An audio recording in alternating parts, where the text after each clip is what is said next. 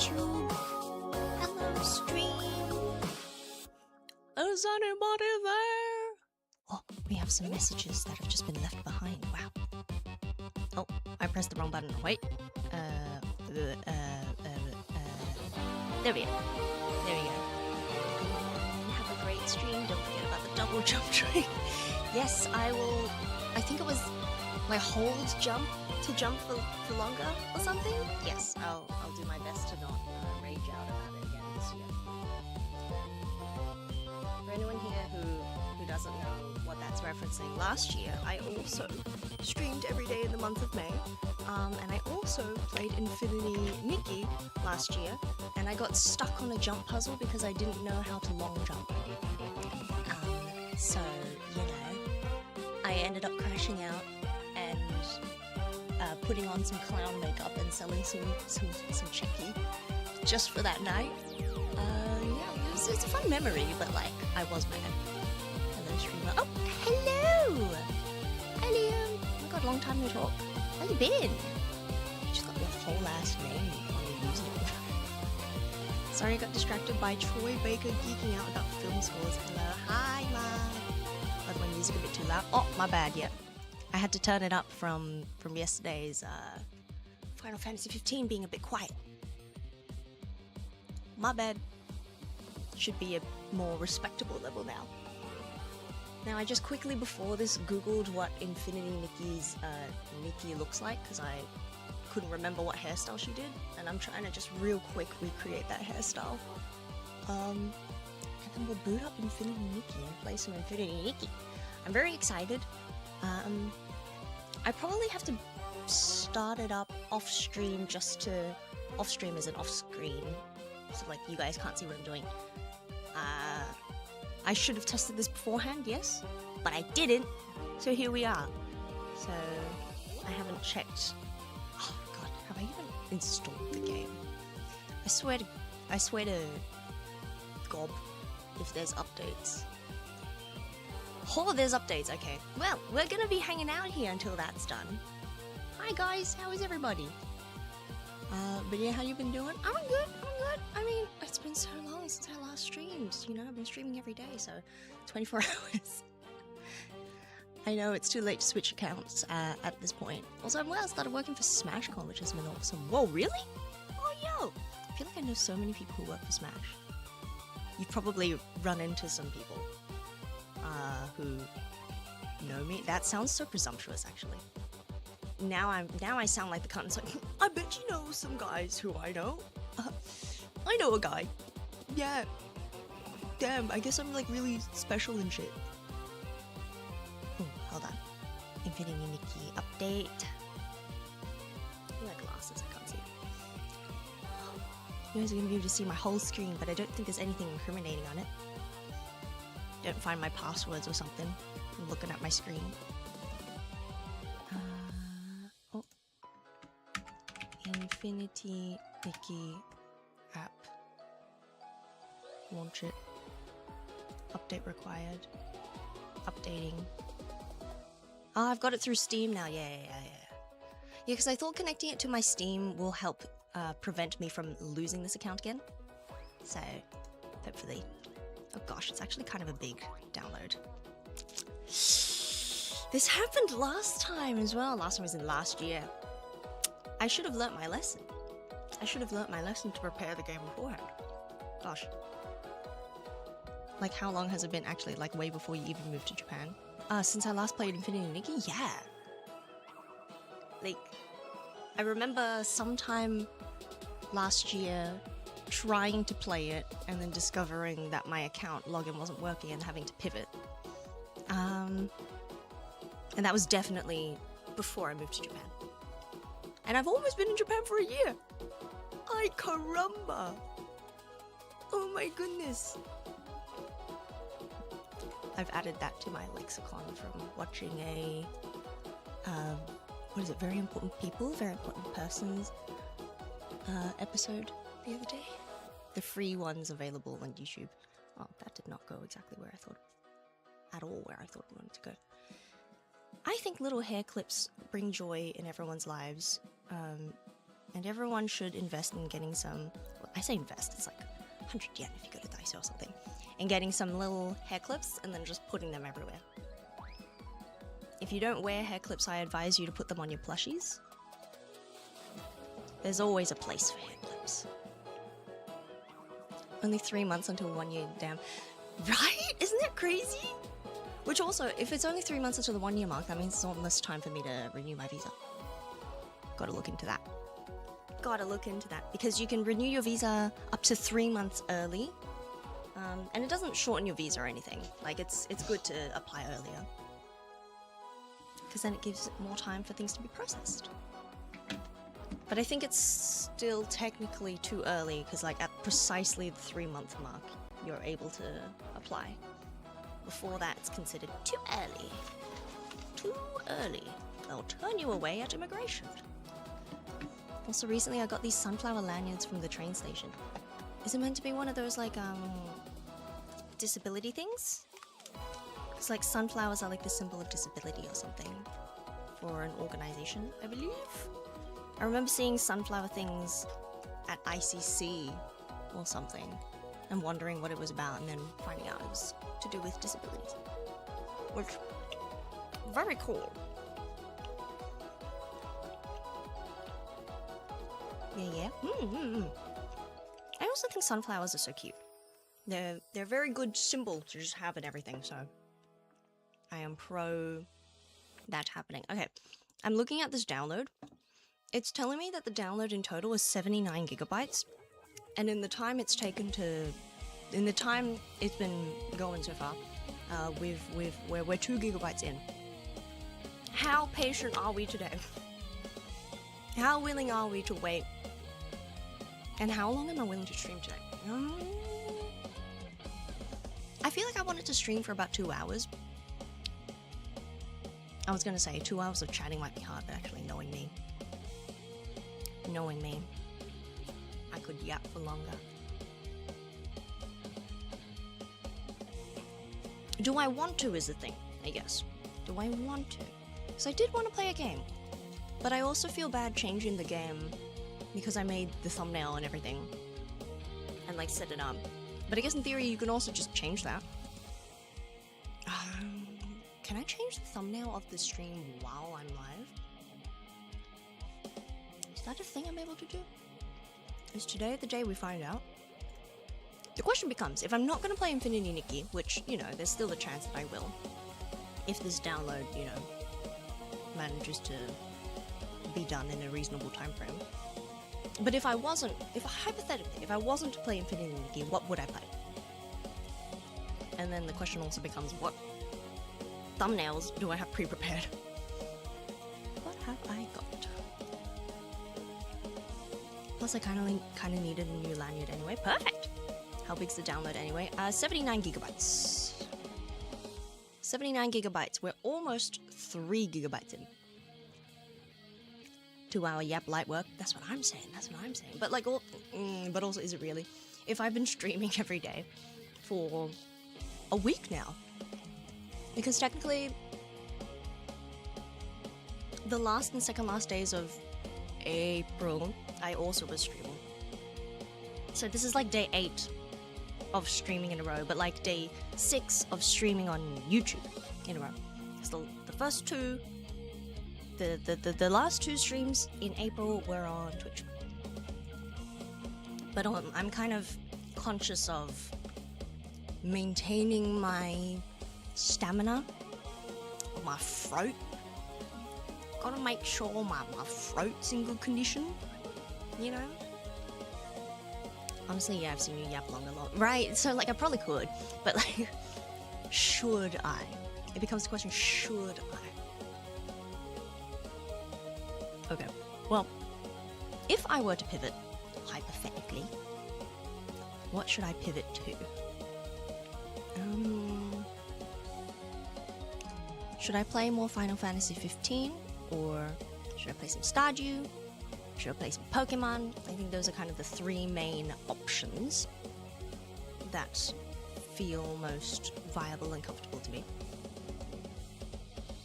True, it's like an endurance run, you gotta balance it out, right? Like, I feel like I've got to be very not sparing, but I've got to be strategic about when I do my chatting streams, because I'm gonna run out of things to talk about if I chat a lot throughout this month.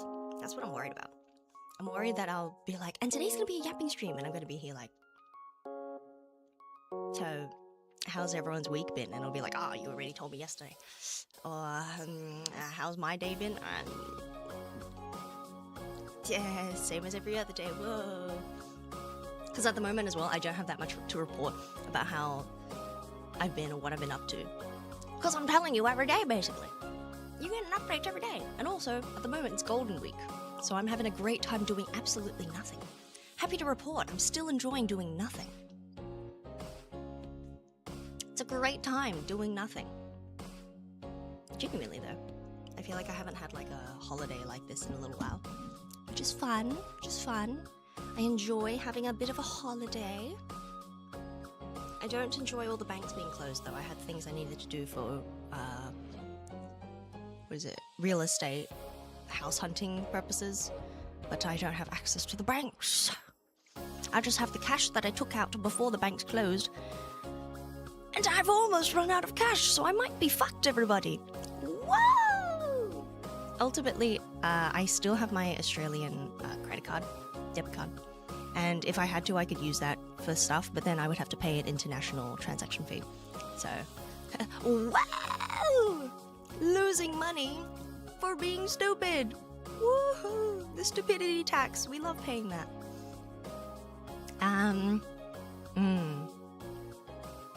I guess I still managed to find something to talk about, but now I'm out. Now I'm out, guys. We're out of juice. Golden Week. We can turn this into a stand-up set. So what's the deal with Golden Week, fellas? What's the deal with Golden Week? What even is a Golden Week? I don't know. You can Google it. Why is it called Golden Week, though? Golden Week. Holiday period in Japan, containing multiple public holidays. Oh, wait, it's not just... Haru no Ogata Renkyu, long spring holiday series. Ah, okay. So wait, the 29th of April is Showa Day, Showa no Hi. Then the 3rd of May is Constitution Memorial Day, Kenpo Kinnenbi. Then you have the 4th of May, May the 4th be with you. Apparently that's also Greenery Day, Midori no Hi, which sounds sick as hell. I should have done something for May the 4th. I watched Star Wars. And then the 5th of May is Children's Day, Kodomo no Hi, also known as Boys' Day, or the Feast of Baptism. Ah, so only boys are children in Japan. Did you guys know that? Write that down. Take note. Only boys are children. I was seeing signs in stores for like Boys' Day mochi.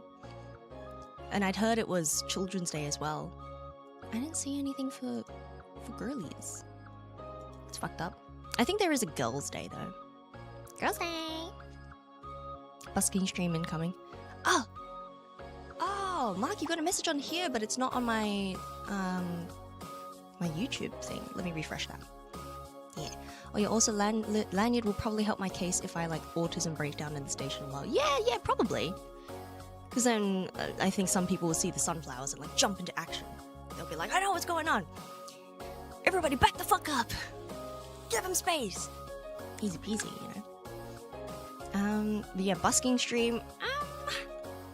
I wanted to do a karaoke stream at some point. I didn't think today would be that day. If anything, I don't want to stream any karaoke, or like, I don't want to go out too much during Golden Week, because I don't want to have to pay any potential public holiday surcharges. And I'm also, as I said before, I'm pretty low on cash at the moment. It's kind of yikes. Like, I've got one note and a bunch of coins kind of level of cash, so gonna be eating at home. I mean, my Suica is like topped up to hell and back, but that's because I need that for work next week, and I don't get paid for another little while, like another week or two. So I've got to make this stretch. So having my Suica topped up is of utmost importance. Ooh, sorry, hit the mic. Because if I don't make it to work, I'm in very deep trouble. If I don't eat, I'm also in very deep trouble, I suppose. Yeah, I think YouTube might have some sort of invisible moderation with words or something. But yeah, I agree. Even sometimes chatting, I start running out of topics. Yeah. Like, I like yapping. I like chatting. But I feel like chatting for stream, there's a specific skill to it where you've got to be able to chat decently seamlessly and keep it entertaining for quite a while. Liking talking does not necessarily mean you're going to be able to talk for the entirety of a stream and keep it engaging and like stay welcoming so that potentially new people can join into the conversation and not just feel like they're interrupting on an inside joke and then they dip. You know, it's a skill set. But also, what am I gonna lose if I yap bad? You know? Oh no, I got a bad grade in yap. Got a bad score in yap stream. Like, ultimately, if a bad, quote unquote, bad stream happens, what does that even mean? And like, why does it matter to me? You know? I don't make a living off of streaming. I don't need my bills paid by streaming at the moment. I mean, it'd be very nice if it did, but like, I have very few stakes in this kind of situation. So ultimately, if a stream goes badly, first of all, I could end it before it goes badly. I could end the stream at any given moment. I have that power. I have the button right there, which I didn't realize was the thing on YouTube, that I can't just end it on OBS, which is what I used to do on Twitch. I don't know if I set it up wrong, but I have to press 2 buttons when I start and end the stream, which freaked me out the first couple days, but I've got the gist of it now. Also, it should have been obvious. There's just a big white button on the YouTube studio that says end stream. I just thought that OBS was this one-stop solution. It is for Twitch. And I think it is supposed to for YouTube as well, but only if you connect your account. And I couldn't connect my account. I had some difficulties with like the Google login. Blah, blah, blah, technical talk, blah, blah. And I think it's mainly about momentum too, because if it doesn't build, it fizzles out quite quickly, right? If you like lose heart and you start to be like, oh, I've got nothing to talk about. You sit in the awkwardness and then you start to like panic about finding something to talk about, and it can be hard to recover. But I also feel that as someone who has done Trekkie for years, it is a skill I have developed over time. It doesn't mean I'm like really good at it, but I do think that it's something I've practiced and had practice with. But at the same time, a Trekkie, to me, a Trekkie feels easier than a stream. Not only because it's short, but mainly because it's short. Because it's such a short duration of time to do a Trekkie, and especially as well if you have a system where you've timed the Trekkie and you're like, sorry, we're out of time, but thank you, bye, bye, bye, bye. You can have pretty much a pre-prepared script of like how you, like beginning, middle, end, and then you just have a few different variations of it, depending on either the person or the type of person. Like you can have categories for like, oh, if they're a long-time fan, maybe ask them this kind of question. Or, oh, if they're a new person, ask them this kind of question. Or if they look like they'd be interested in this kind of thing, maybe ask them this kind of question. Blah, blah, blah, blah, blah. There's also some people where it's kind of like they want to take the reins, just stand there and listen and engage, but they will bring the topic. So have some prepared, obviously, but like some people have a plan when they come into Trekkie, and you've got to be able to roll with that as well. That's also important. But I definitely think Trekkie is easier than a stream because it's kind of not long enough of a time for it to get that awkward. Like it's kind of, I suppose, awkwardness in my head. The awkward conversation speedrun world record is probably longer than the length of a Trekkie. Maybe that's a bold statement. I'm sure there's someone out there who could prove me wrong. But like, I feel like if a Trekkie is 1 minute, how awkward can a conversation really get in 1 minute? Do you know what I mean? Like, you can't bomb that badly in 1 minute. Well, feel free to prove me wrong, everybody. We can any percent speed run this. We can set a time before 1 minute and try to make the world's most awkward conversation. I think as well, if we were to try and min-max awkwardness though, I think the immediate thought would be to like say less I think it's not about being silent the entire time, but I think it's about starting with a really bad opener and then letting that cruise. That's probably what would be a very awkward conversation to me. Like, probably you open up with like the interaction of going for the handshake and then the high five and the fist bump, and then you're like, huh? Oh, it's like we're playing scissors, paper, rock. And then you let that hang in the air.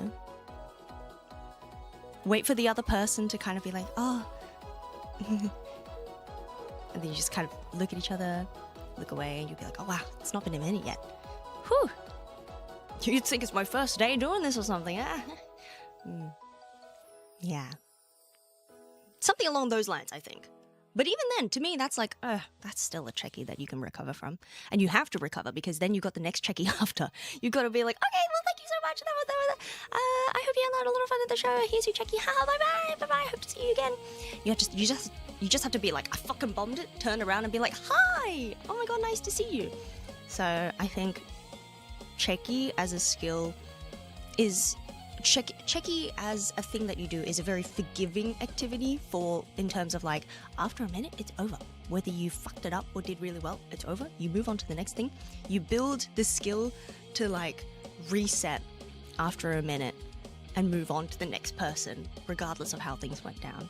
And I think that's the main thing, where even if you were streaming and were struggling to do chatting streams because you have awkward moments, ultimately, once you give up, it's all Jova, right? So you just have to have the skill to have an awkward moment, let it end, and then recover. Because I think it's probably maybe the more goated skill is to be able to just be entertaining for hours straight and never run out of topics to talk about.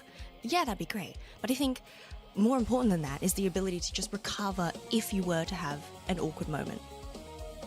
And then that way the stream doesn't have to end at the slightest inconvenience. I mean, sometimes that's funny though. When someone slips up on stream or says something and they're just kind of like, oh, no, fuck it, I'm ending the stream, bye. And then you see like the ending screen. I always find those kinds of things funny. But you shouldn't always just be ending stream because of a small thing. I think you could pretend to. I think that's funny. Maybe I should do that more. I should put up the ending screen and then come back from it. Oh my god, you guys have been chatting. I've been yapping, sorry. Oh, I need to read it. I think, yes, actually I do have that for checky too. Eventually I also stopped running out of topics and now I'm writing down talking points. Real. I feel like I didn't end up having physical lists about what to talk about during checky times, but I kind of brainstorm it just before. Definitely have to be able to manifest a way to get interested in whatever comes up on a stream. Yeah. It's a skill. ADHD probably helps, but the autism probably doesn't, so as someone who suspects I may or may not have both. And also some people say that they might be the same thing, something like that. As someone who has that, I feel like I've got two wolves in my head. There are two wolves inside of you, one has autism, one has ADHD. And a third one's on a chair watching. Yeah, that's right, you've got a wolf cuck chair inside you, don't we all? Yeah, some idols have started becoming more strict with time, understandably, so I think it's a good plan. Yeah, I think it's good to go in with a plan for checky if you don't want to be disappointed. But I also think for a new person, it stresses some people out to be like, I need to have a plan. And I think it's okay for those people to be like, don't worry, the idol will handle it. Just go in, there's a pre-prepared script, and it'll be chill and happy and good times. Don't worry, take the checky, have a good time. Be surprised by how close you're allowed to get with idols. And then, you know, be a decent person about it. You'd be very surprised. People bomb convos heaps by going straight to some crazy intimate personal topic at the beginning. That's what I'm saying. And yeah, I suppose I would be surprised by how quickly a conversation could go awkward. I feel like at the very least in the context of a checky though, it's usually starts off well because from the customer perspective, you're going into a product that you want. Like you purchase this checky, you want the checky, and then from the idol, and then from the customer's perspective as well, you bought this, you signed up for this, and you have an idol who you presumably like, otherwise you wouldn't be getting a checky. A person that you like is turning to you, looking right at you, and smiling, and like welcoming you into the space of the checky. I feel like with that kind of a warm reception, a checkie is often off to a good start. Even if you stumble with the conversation, it's like, yeah, but we all want to be here. And, you know, it's going to be fine. It's going to be great. But yeah, therefore, if you wanted it to be awkward, you've got to start off with like, oh, neither of us want to be here, and let's talk about something really invasive and like inappropriate or something, you know? But then if you accidentally miss and then find like, okay, if the goal is to have a bad conversation, you want to make sure you don't accidentally activate them on a hyperfixation or something. But I suppose if you wanted to have a good conversation, then it's sort of like, try shoot some potential conversation topics and hope that this person's also really into dinosaurs and see what happens, you know what I mean? It'd work on me. It's like, hey, so what's your favorite dinosaur? I'd be like, oh my god, Spinosaurus. I love thinking about whether or not they're on all fours or on all twos, because both are cool. And also, I think I only really buy Checky if I have a reason to talk to them. After all, I'm paying for their time, so I want to make it worth it. You can also just pay for the Checky. I feel like a decent amount of people just want the photo, and then the meet and greet part is sort of like a nice bonus where they're kind of like, oh yeah, we get to chat while the photo's printing out while you're signing a little bit. But a lot of people just walk off and they're just kind of like, oh hell yeah, I got a picture. That's how they get you in the beginnings. That's how they bloody get ya. Plus, you would be surprised how fast 2 minutes can be. No, for real. It can feel really long and daunting, and then you get into it, and then 2 minutes disappears like that. That's such a good point, actually. Environment matters so much. Yeah. I think what I like to do is recount what has the idol talked about recently on SNS, use that as a branching off point, like if they traveled somewhere or they did something. Yeah, you could. I think it's okay as well to show up and be like, hey, so I've got this drama between my friends and I want to know whose side you would take. I think so many people, idols or not, like you come to a conversation with gossip and you're kind of like, hey, I'm gonna let you in on a little gossip, and then you just you start having a bit of a drama.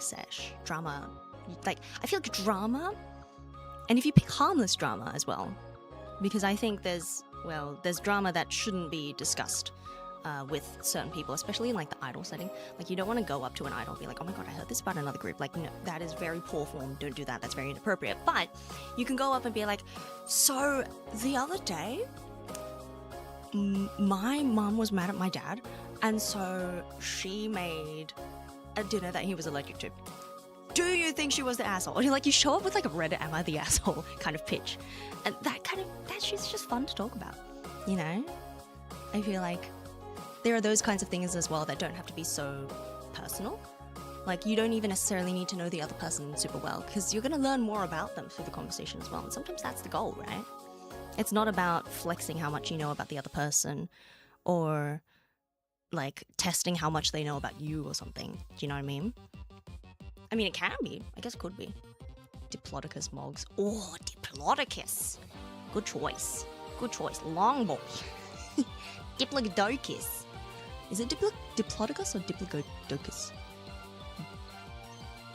Supercalifragilisticexpialidocious. I added an extra syllable there. That's not meant to be there. Yeah, I do that too on occasion too, lol. Or if I happen to be doing something, or if they're already interested, I would update them. Yeah, that's fun too. Just be like, update! And be like, oh my god, Reddit update, I love those! Nosiness, the universal human trait. That's what I'm saying. And I feel like... So, I was raised Catholic, okay? We're not going too deep into this, but I feel like you hear this maybe a lot.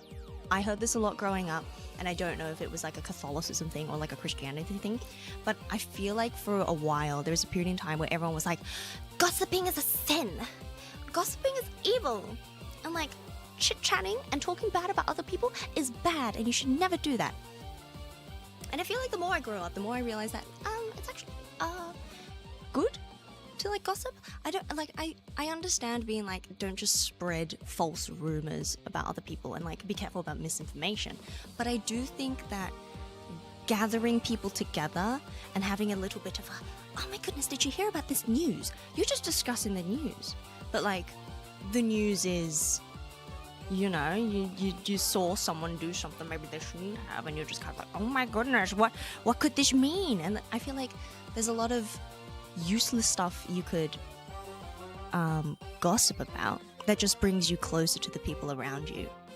And I think that's why celebrity culture can get so popular, is that I feel like everyone being into the same celebrities or everyone being into the same TV shows means that you can just talk to random people about things that ultimately don't personally pertain to you or the other person that much. So it's a very low stakes conversation. For example, it's very low stakes to just be like, oh my god, did you see the latest MasterChef episode? What did you think about blah blah blah blah blah? Now, of course, it does get a bit murky in terms of celebrity culture when you take into account that the celebrities are a real ass person, and you take into account that, you know, on these TV shows, and a lot of people, when it feels more real, it's more fun to talk about, but then the more real it is, the more we're just intruding into someone's life for no reason. I get that too. I think that's why fiction is fun. I think that's why it's fun to just be like, oh my god, did you see the latest episode of Miraculous Ladybug? I can't believe he fumbled again. That kind of thing, you know? And that's gossiping. It's not about real people. But I feel like it's the same vibe as gossiping, where you're just getting closer with people by discussing things that have happened that have not happened to you. You can talk about things that have happened to you too, but I feel like that's where things can get murky and not like dangerous. But I feel like everyone being all up into each other's business can be a bad thing. I think there's a lot of people who like ask for advice from their friends about things, and it's like, if you don't end up then following that advice, you probably shouldn't have talked to them about it in the first place. There's a lot of that. So that's why I'm like, it's more fun to talk about other people's business, because then we're not personally invested in whether or not, I don't know, it's like conflict of interest or something, you know? People who say gossip is a sin are totes chatty Cathy-ing. I've never heard that before. A totes chatty Cathy-ing all day behind the scenes. I was raised Protestant, so maybe it's different. Oh, yeah, I don't know. I feel like as well, I don't know. I say all this, but I do love hearing about family gossip.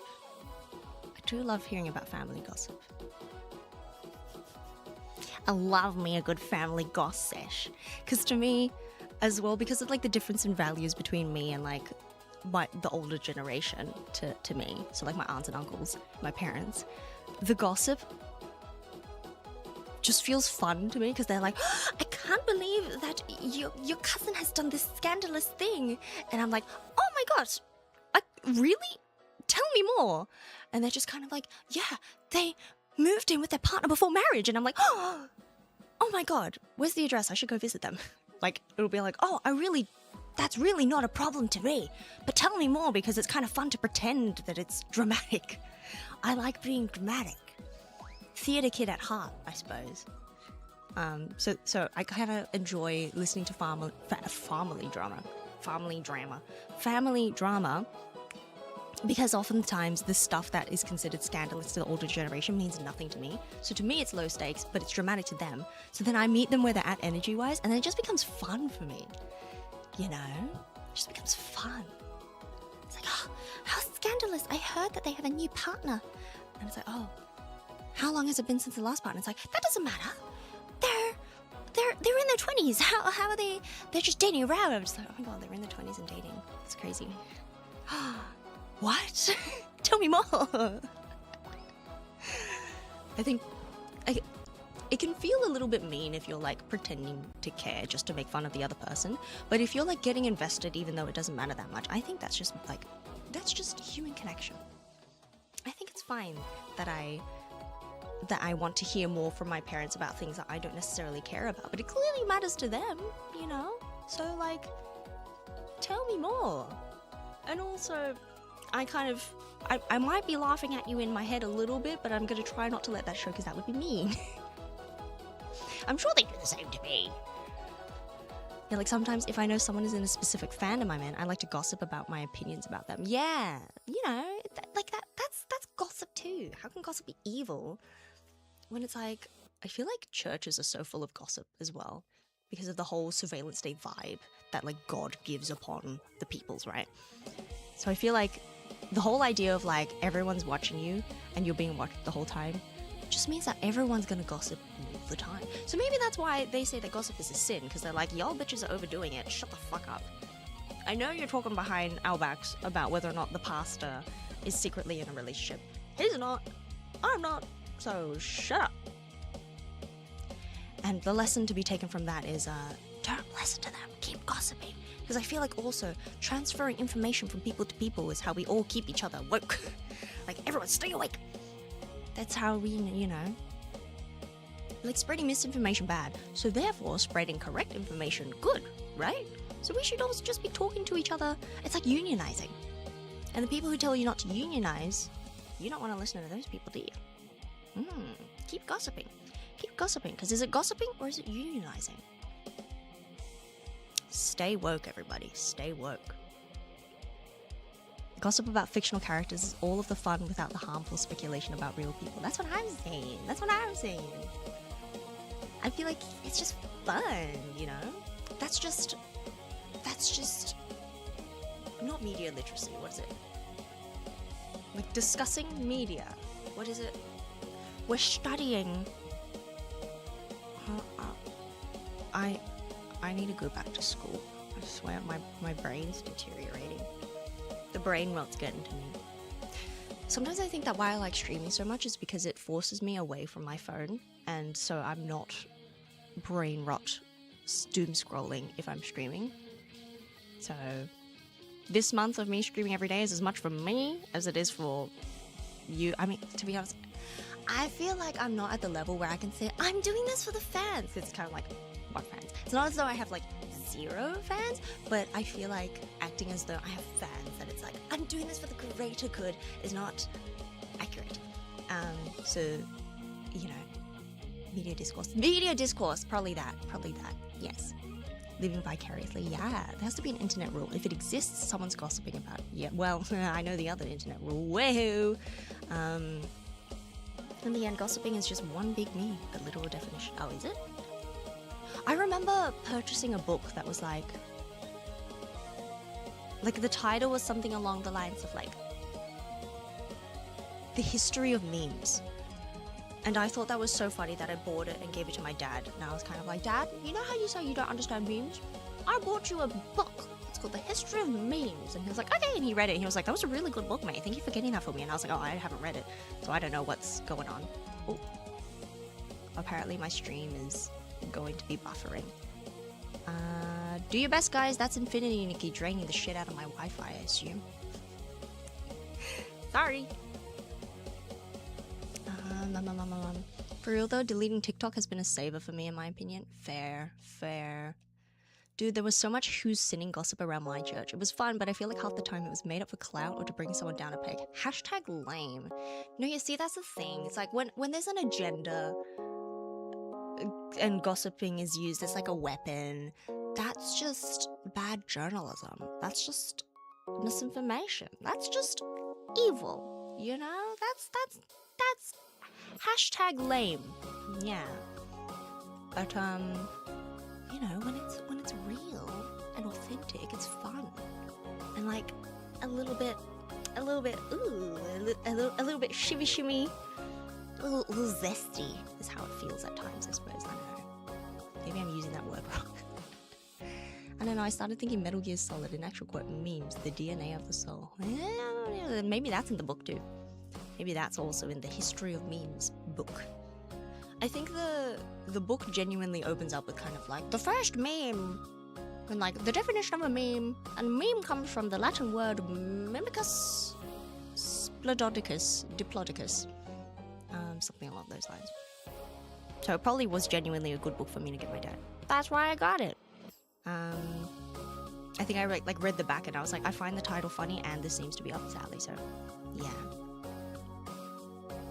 I should read more books though, in general.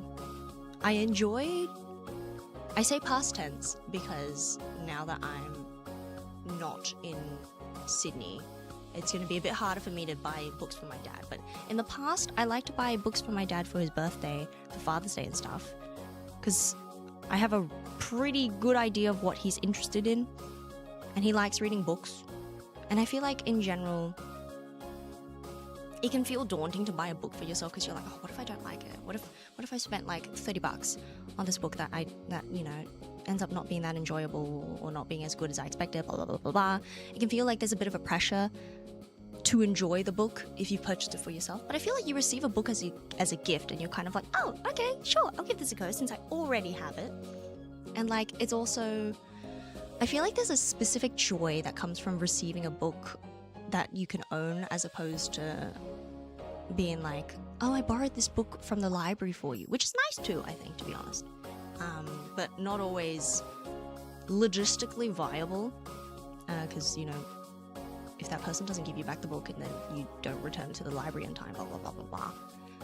You don't put your own library card at risk for someone else if you don't super trust them, and then also, why not get them to borrow it themselves? But I think buying a book for someone can be a very good gift a lot of the times. But also, to be fair, my dad's retired, so he's got the time to read books. If anything, he's got a lot of time. I don't know if my dad's bored, but I think if I gave him a book, he would very happily read it. You know? He's got the time. I think the last I heard of my dad's retirement adventures is that he's really enjoying his like gold Opal card, the pensioners one or something, and just enjoying getting on random vehicles and going on adventures. Which, like, good for him. That's what I would like to do one day too. One day. And demand journalistic integrity in your local gossip. That's what I'm saying. Hold your resident gossip broker accountable. That's what I'm saying. Misinformation should not be tolerated at any level. And that's why when someone comes into the group chat with the screenshots, you know you're in for a good conversation. And when someone comes in with the energy of like now I could be wrong, and this is coming all from my perspective, so there could be some confirmation bias.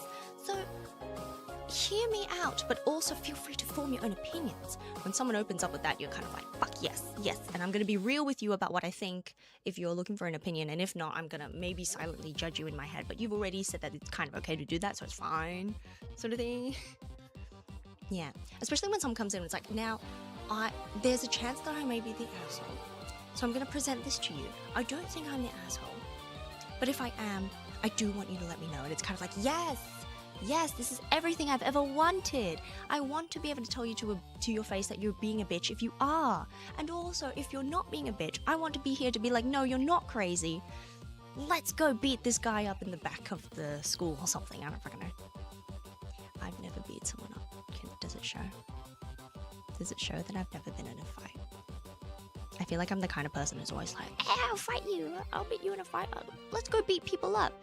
And then I like witness violence and I'm like, oh, good heavens. Clutching my pearls. I'm like, oh dear. Someone is going to get hurt from that. I hope they're okay. I feel like I see a dog tugging on a leash and I'm like, oh no, is it all right? So, I feel the same with games too. Like, I'll like it for the first few days and slowly stop playing it. Yeah, I do feel that with books actually. Which starts pushing me away from wanting to buy more games as a result. The ultimate retirement goal for real. Yeah, getting that gold opal. I hope I can still get a gold super opal when I'm old. That would be awesome, right? I feel like just whipping out the gold opal, just be like, check out my card. I place my gold opal face down in defense mode. Well, I guess if you're placing it face down, you shouldn't say what it is. Wait, did they say what it is, but then they just like tell the opponent like, hey, can you like turn around for a second, like not listen? And they whisper into the mic, I place my pot of green face down and trap. I place my trap card. I don't actually know that much about Yu-Gi-Oh. I used to watch the anime a little bit. Yeah. Yes, you are the asshole, bestie! Bestie! You are being a piece of shit, and you must make amends immediately. You must call this person right now and put them on speaker. And it's not going to be shitty because we're not going to be giggling. This isn't sleepover vibes. This is accountability vibes, which I feel is also a distinction to be made. Because I feel like there's it's easy to give the vibe of like a sleepover where it's like, oh my god, call this person and tell them you have a crush on them, and then at the end reveal it was a prank. But at the same time, the adult version of that, it's like, call this person right the fuck now and stay in this room. I need to watch you to make sure you're apologizing to this person properly, and that's on accountability. They don't need to know I'm here and I'm not gonna spread this anywhere else. Well, actually, maybe they do need to know you're there. I don't know. I feel like to me, secrets can be a very blurry line, because I'm a person who's of the mind of like, if someone is listening into my conversations with my bestie, if they keep it to themselves, I don't necessarily have a huge problem with it. And I feel like there's some people who are just kind of like, it's automatically bad if you're snooping no matter what on a conversation, and like, I didn't consent to like having this person listen. And personally, I'm kind of like, I didn't necessarily consent to having a person listen into a conversation, but to be honest, if they don't do anything about it, am I that mad? I think it's a case-by-case thing as well, probably, but I don't know. So for me, it wouldn't be shitty to have someone listening into a conversation if they've got everyone's best interests at heart. I guess you just don't know if you can trust them. I'm maybe a very trusting person. Maybe I trust too much, I don't know. I'm too trusting of a person, guys. I'm too empathetic and nice. I'm never the bad guy. Bad things only ever happen to me, even though I'm so nice. Tag 6 people you know who are like that. Bling bling, same strat as announcing power names before striking, right? I mean, maybe, I don't know, how does that work? It's the same logic of like, don't worry about it. I think in Yu-Gi-Oh! They say like, I place this card face down in defense position and do a dramatic reveal later. Ah, okay. You've activated my trap card. That feels like a euphemism. You've activated my trap card. Whoa. Whoa. You've activated my trap card Gumbus. When I play Gumbus, you have to say fuck my Chungus life 3 times and spin around, touch to the ground, do the hokey pokey. That's what it's all about. And I end my turn. Does that sound like a good card? Update on the Infinity Nikki download, by the way, if anyone was still thinking about this. So out of 79 gigabytes, we have downloaded 26. Let's do a cheeky calculator to get a percentage on that. Computer, give me the percentage. 79 divided by 26. No, that's the wrong way to do it. It's 26 divided by 79. Computer, it appears to be, you seem to be telling me we're about 33% in. We're about a third of a way through the download. And it's been about an hour of stream. I mean, I did have it on the starting soon for maybe 10 minutes. So I get the feeling we're not going to play Infinity Nikki today. So maybe I should, because I think I didn't make my just chatting thumbnail yet. So I should probably make that, to be honest. Oh, I still have the Golden Week tab open. We never finished that. That's fine, I'll just close it. Whatever. What's a good thumbnail face for just chatting? I didn't take that many thumbnail faces, hey. Maybe the giggle. You guys can't see what I'm doing. Don't worry about it. Don't worry about it. Don't worry about it. For snooping, it is 100% is down to the content of the convo. A person knows if what they're listening to is meant for them, I think. I think so too. I think there's times where it's fine, just stay quiet, don't say anything, and there's times where you should announce yourself and be like, sorry, I just want you to know I'm here and I'm gonna leave so that you guys can have this conversation properly. I feel like there's an integrity to that as well. I take this potato chip and eat it. I jork my nuts and end my turn. In fact, some anime make it their gimmick that they don't do incantations during attacks. I enjoy those too. I enjoy those too. 1/3 there, about a third. Mental maths check passed, hell yeah. Oh, you did that before I got computer out. Wow, so smart, so smart. Honestly, me, when I got my new Xbox, it took me about 6 hours for GTA to download. GTA and 6 in the same sentence? Does it mean? Okay, what does a just chatting thumbnail look like? Satsudan thumbnail. What does it look like?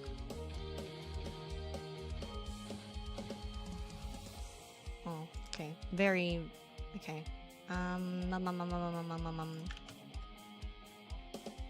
Still good. I got this.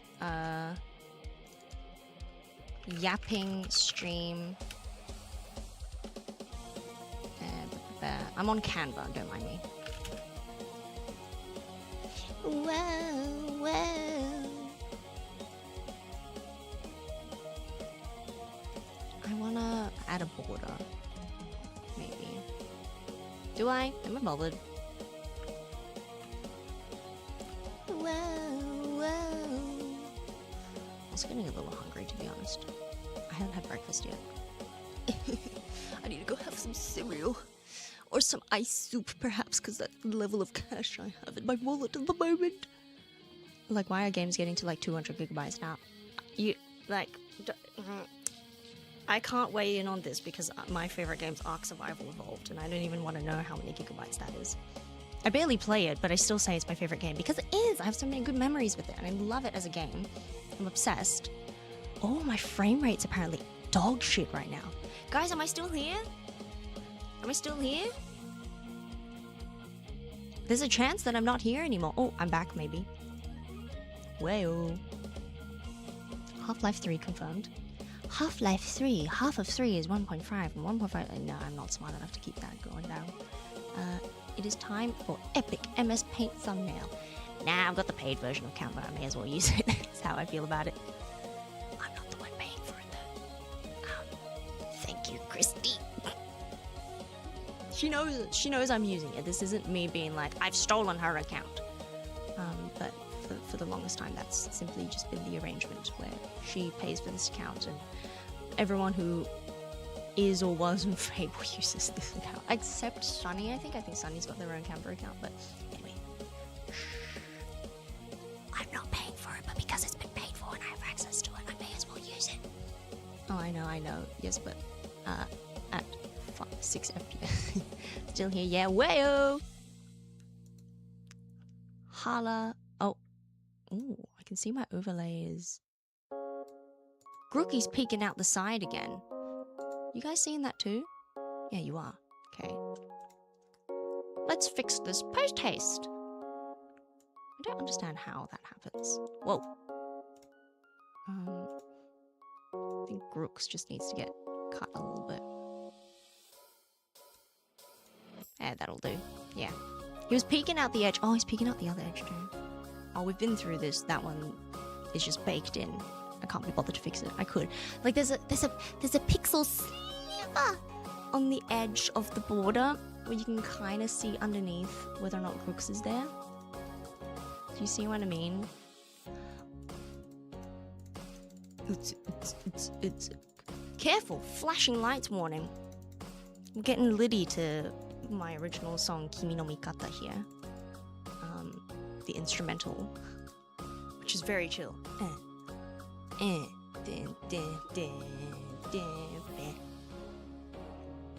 Playing Ark. Downloading Ark. Yeah. No, yeah, I do be like that.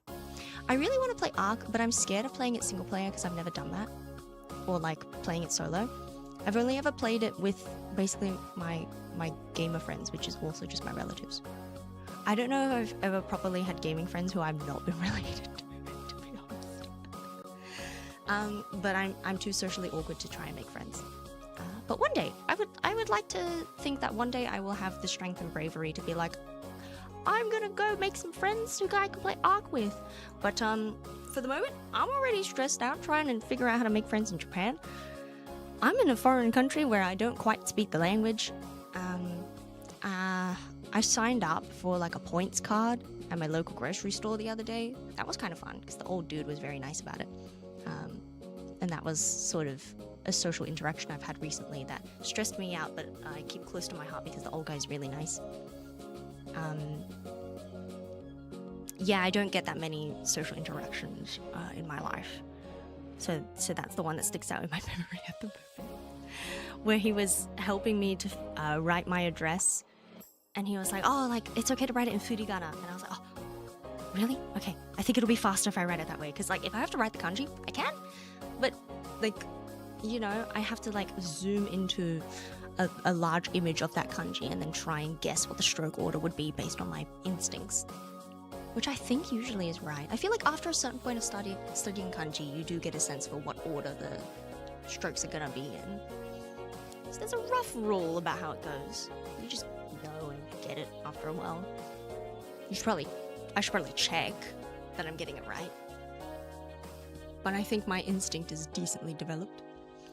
At the time it might take for me to download Microsoft Flight Simulator, I could pilot an actual plane.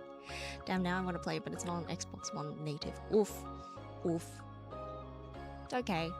Maybe there's always other games to play as well. I feel like I want to play WolfQuest. WolfQuest is free, right? I should play it on stream sometime. That'd be fun. Wait, let me put that down as like a stream idea. WolfQuest. Because if I'm going to be streaming every day this month, I can't just be turning down stream ideas. Thank you to all nice old people. Shout out old people. Shout out nice old people. Yeah, he didn't even Nihongo Jaws with me either, so I think I got out of that interaction feeling like, yeah, he knows that I can't really write kanji super fast, but he also could communicate with me enough that it was fine, I think. And I managed to get my points card, so hopefully I'll be able to save a little bit of money on groceries. Yay. Awoo, awoo! I feel like WolfQuest would... I could make a very fun thumbnail of like, there are 3 wolves inside of you. Something along those lines. I'm gonna keep this download going because of course we've made it this far, but there's no way I'm playing it.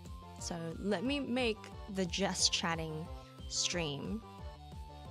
What day is it? Today is day 6. Day 6. Yapping stream. If I search up talking in Canva, what kind of graphics might show up?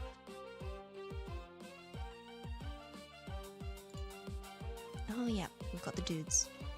Perfect. You'll know what I mean when you see it later.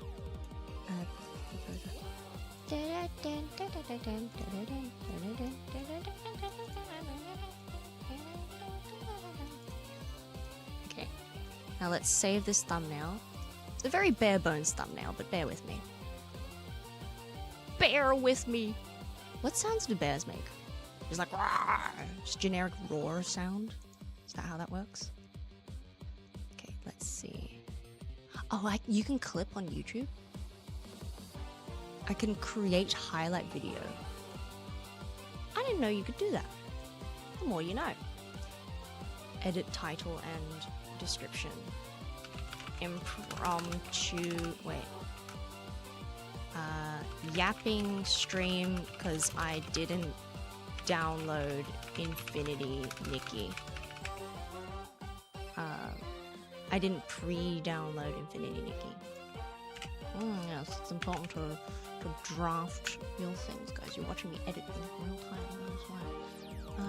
How can I update the thumbnail? I know it's something I'm able to do. Let's close that. I imagine more of a grr, like grizzly, like. Urgh. Bear's got that mega growl. Guys, let's practice our growls. It'll make us really like masculine alpha if we're able to get our growls done really well. So we should practice our growls. And also compare dick sizes, because that's what men do, I think. Let me change the thumbnail. Okay, save. Okay, the thumbnail should be different now. You guys will see what I mean by like the dudes, the guys, but like the pals. Oh, did it save? Is it struggling? Did my YouTube not like that I did that? There's a chat stop. My YouTube didn't like that I tried to do that. Oh no, it's saved. Okay. Yeah. And now I open up my own YouTube channel to check what's going on. Yep, yapping stream, and the title's different. Oh, I didn't change the category. Hold on. Because I didn't realize categories were a thing on YouTube, but I think it just shows up in the description.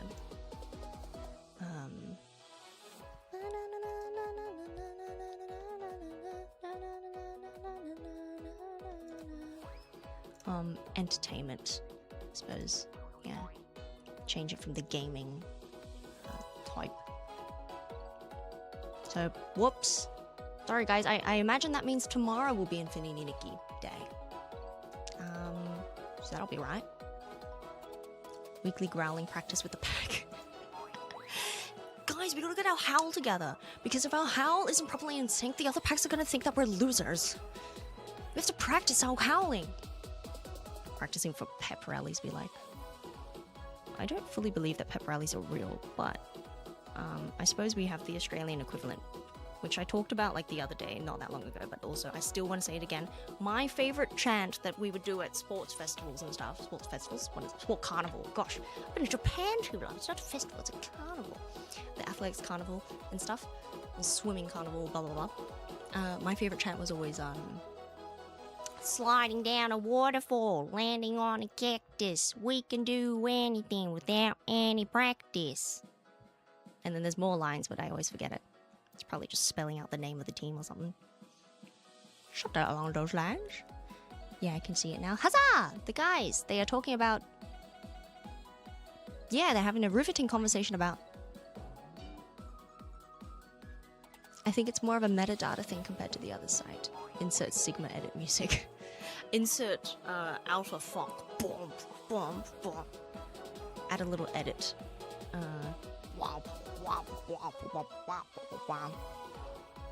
I don't see a lot of those edits, admittedly, so I don't know them super well. In general, I don't see a lot of edits in my feed. I'm sure they're out and about. I'm sure they exist and that other people are enjoying them. Gosh, what do I normally see on my feed these days? To be honest, I'm always hungry when I'm scrolling through TikTok, which is really bad, because instead of scrolling through TikTok, I should be eating food. But instead I like to scroll through and look at other people eating food or look at recipes. I mean, a lot of the times I open up TikTok with the thought of, oh, what should I eat? I don't have any idea about like what I want to eat. Let me search for some inspiration on TikTok, and then I get lost in the sauce. I get lost in the sauce. And the wrong sauce. I get lost in the sauce that I can't eat instead of the sauce that I can eat. I should get more into the habit of, if I need to open up TikTok to think about what to eat, just make pasta, I think. When in doubt, just get lost in some pasta sauce. Maybe. My when in doubt meal used to be Vegemite toast, and now that I don't have Vegemite or a toaster, I'm in shambles. I'm quite frankly in shambles. And I don't want to get a toaster because I don't have a lot of space in my kitchen, so don't tell me to. Don't tell me to get a toaster. I'm moving to a new place that'll hopefully be bigger, and maybe in that place I will get a toaster then. Because I miss having toast easily and not having to dirty up a pan for toast. If you guys have a toaster at home, don't take it for granted, okay? Toasters are amazing. I am not turning up to the wolf prom if my pack can't growl and sync. Guys, wolf prom is tomorrow, and our howl isn't even in sync. How are we supposed to usurp the alpha pack now? I don't know. What's wolf drama sound like? Sports carnival chants are always spelling out the damn name of the team. Yeah, those are the worst ones because they take so long and I feel impatient just waiting for the next letter. I'm like, come on, we all know what the letter is. Let's speedrun it. Let's say it as fast as we can. A, B, C, D, E, F, G, A, B, C, D, E, F, G. Maybe I am an impatient person. Or maybe I do have ADHD because I swear I can't sit still. I'm like, oh. I think I'm just a person who's full of energy. I don't think that's necessarily attention deficit. It could be. I don't know. It's not hurting anyone, I think. It's maybe hurting me. Guess that's the problem. No, that's the problem. Yeah, an old schoolmate kind of fell down that route, so before I unfollowed, it was full of them. Oh, alpha stuff. Or does the combi have a toaster? Combi, I don't think combinis have toasters. I think they have kettles and microwaves. That's about it. Because it's just like, you got instant noodles, you got some boiling water. You got something, you got like a microwave meal, got a microwave. I don't think having a toaster is a thing. No toasters in Japan. I was in Newcomb. It was hell. Oh, that's such a long name to spell. Fuck. Give me a W. W. God, that sounds. Something about having to be like, give me a W. W is such an annoying letter to spell out in these situations. Because you can't, like, shout and get some oomph into a W either. Like, give me an N. N! Give me an E. E! Give me a W. W! Like, where do you put the emphasis, you know? Give me a W! Or like, W! Like, it's just wrong. It's wrong if you put the emphasis anywhere, so you just have to be like, W! I mean, I guess that's why it gets shortened to dub when it comes to like L or dub. It's way cooler that way. Give me a dub! Dub! No, that sounds kind of stupid. It's kind of like, give me a duck! Whack! Give me a dub! I feel like ending it with a B. Like, for cheering, it's like, dub! That sounds lame as hell. But W also sounds lame as hell. See, I think none of the other letters have that problem, but like it happens too early in Newcomb that you lose your momentum on the third letter. Because you get to C is like, give me a C, and everyone's like, C. We know O, M, B, B, A. Maybe you regain momentum by the end, but I feel like the dub is probably not an amazing letter to have in that combo. Kmart's got a microwave toaster, lol. Ooh. I would be interested in getting one of those fish grills that they have under the stove, because I believe those are really good for toasting as well. I suppose I could also grill fish. I'm much more interested in getting a nice and even toast on my bread. Because what I'm annoyed about is I will make my toast and it will be beautiful, and then I'll place it on the plate, and then it will form condensation between itself and the plate, and then it will get soggy. And then I've just got soggy toast. Now I saw on TikTok that someone, when they toast their bread, they then place it vertically onto their plate. Like slice of toast, you know, oh, beautifully toasted, crispy on this side, run a knife on it, run a knife on the other side. They place this slice of toast, right, plate, like that. To maximize surface area contact with the air, or rather to minimize surface area with the plate so that no condensation forms and it doesn't get soggy.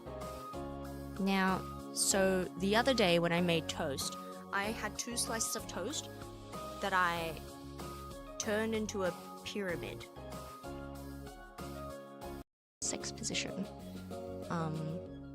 They're telling me that it's a weird thing and that I shouldn't say it on stream. I think saying it like this is fine though. I didn't know! Rip Wentworthville teams log. Oh, 2 W's? 2 W's? Nah, it's over. And also, give me a H. Or H. Australians, we all say H, right? Which makes sense, because then the H is in the way you, the letter is in the way you say it. You can see it, you can hear the ha ha ha. I feel like saying H is like, where is the H you speak of? Not even the letter. You know, like, how are you supposed to sound out H?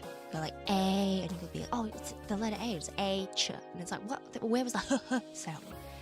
Give me a huff and puff. W. Give me a W. W. I kind of have to rush once it's out of the toaster because eventually it turns too solid. Oh, you want some of the softness. I like mine crisp and like, I feel like the Vietnamese language is the best word for like solid. Gung. It's very gung. It's very donk donk donk. Solid. I want my toast to be like a brick, and then to have a beautiful layer of butter on top. Cold butter on cooled down toast so that you can still taste the butter and it's not just melted into the butter. I used to be obsessed with having hot toast and then putting butter on top and having it melt and be soft. Now that I'm older, I want my toast to be crunchy and to be able to taste the butter. Now that I'm aware of how much butter costs, I suppose I want to taste the butter more. Because I feel like nice butter as well So good. When you're a kid, you don't appreciate good butter. When you get older, you start to understand why butter has different price ranges. The good butter is the good shit. That West Gold or something brand. Oh, yummy. I don't know if it's actually that much better. I think it just had more salt or something. But to me, more salt means more yummy. Fuck my kidneys, I guess. Oh damn, it is buffering. Is it fine now? H is more Aussie. I will fight to the death about it. No! I couldn't tell you I don't have an Aussie accent. Fuck. I'm in enemy territory. If I do H, I can't Australianize it enough. H. H. I mean, I guess A sounds Aussie. It's supposed to hey.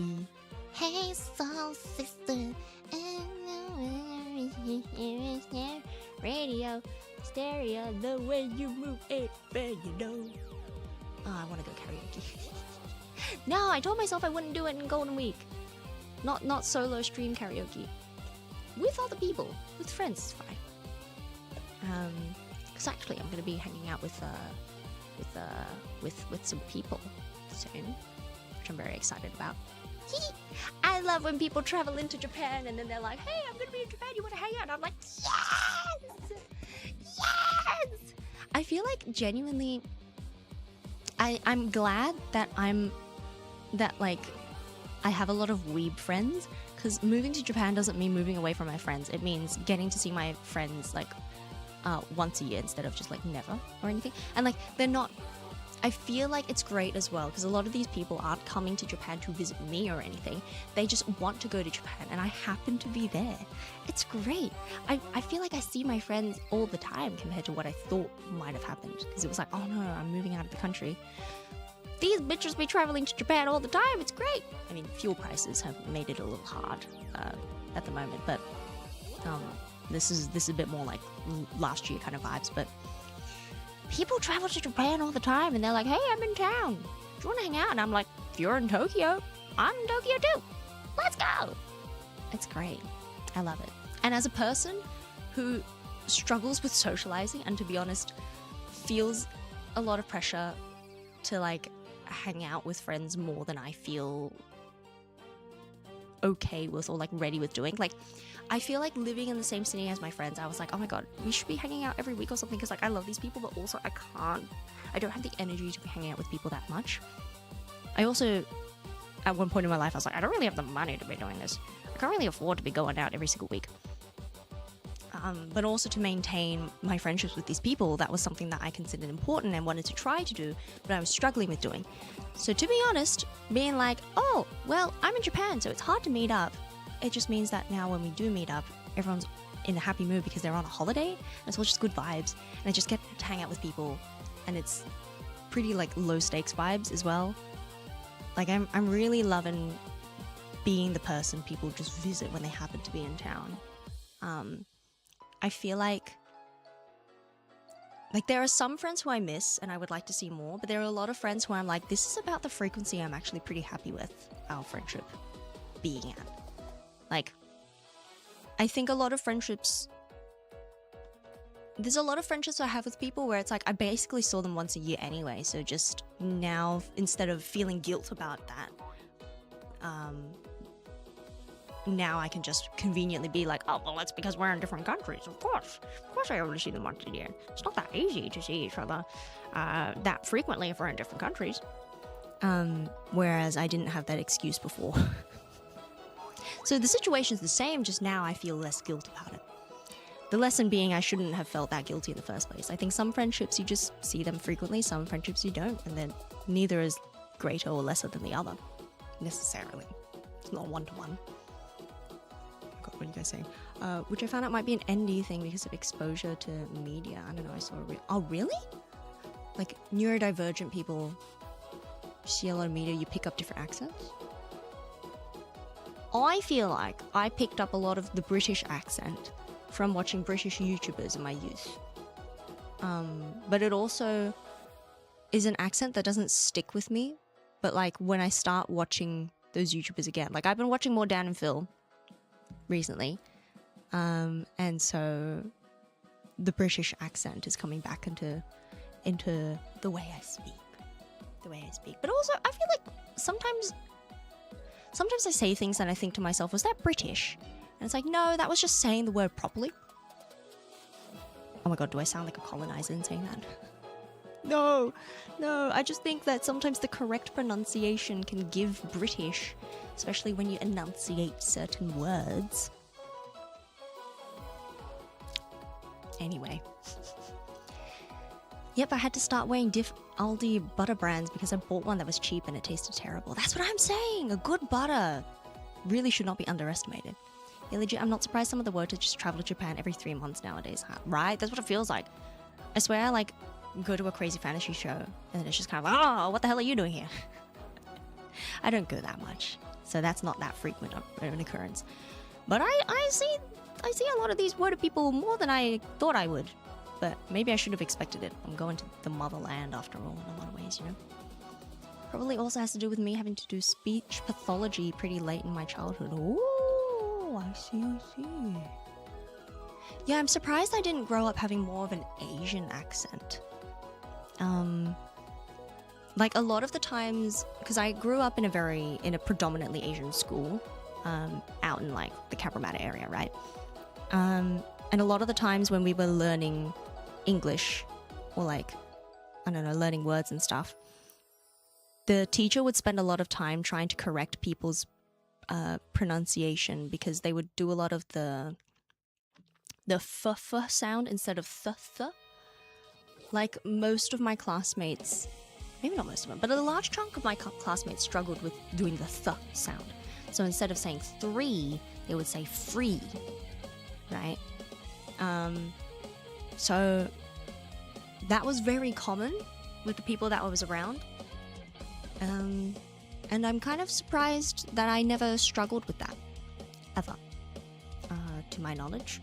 I guess I'm just built different. I guess I'm just like good at accents or something. Couldn't be me. I picked up so much UK slang accent from Dan and Phil. Charlie is so cool, like, and Yogscast. Yeah, for me, Dan and Phil and Yogscast.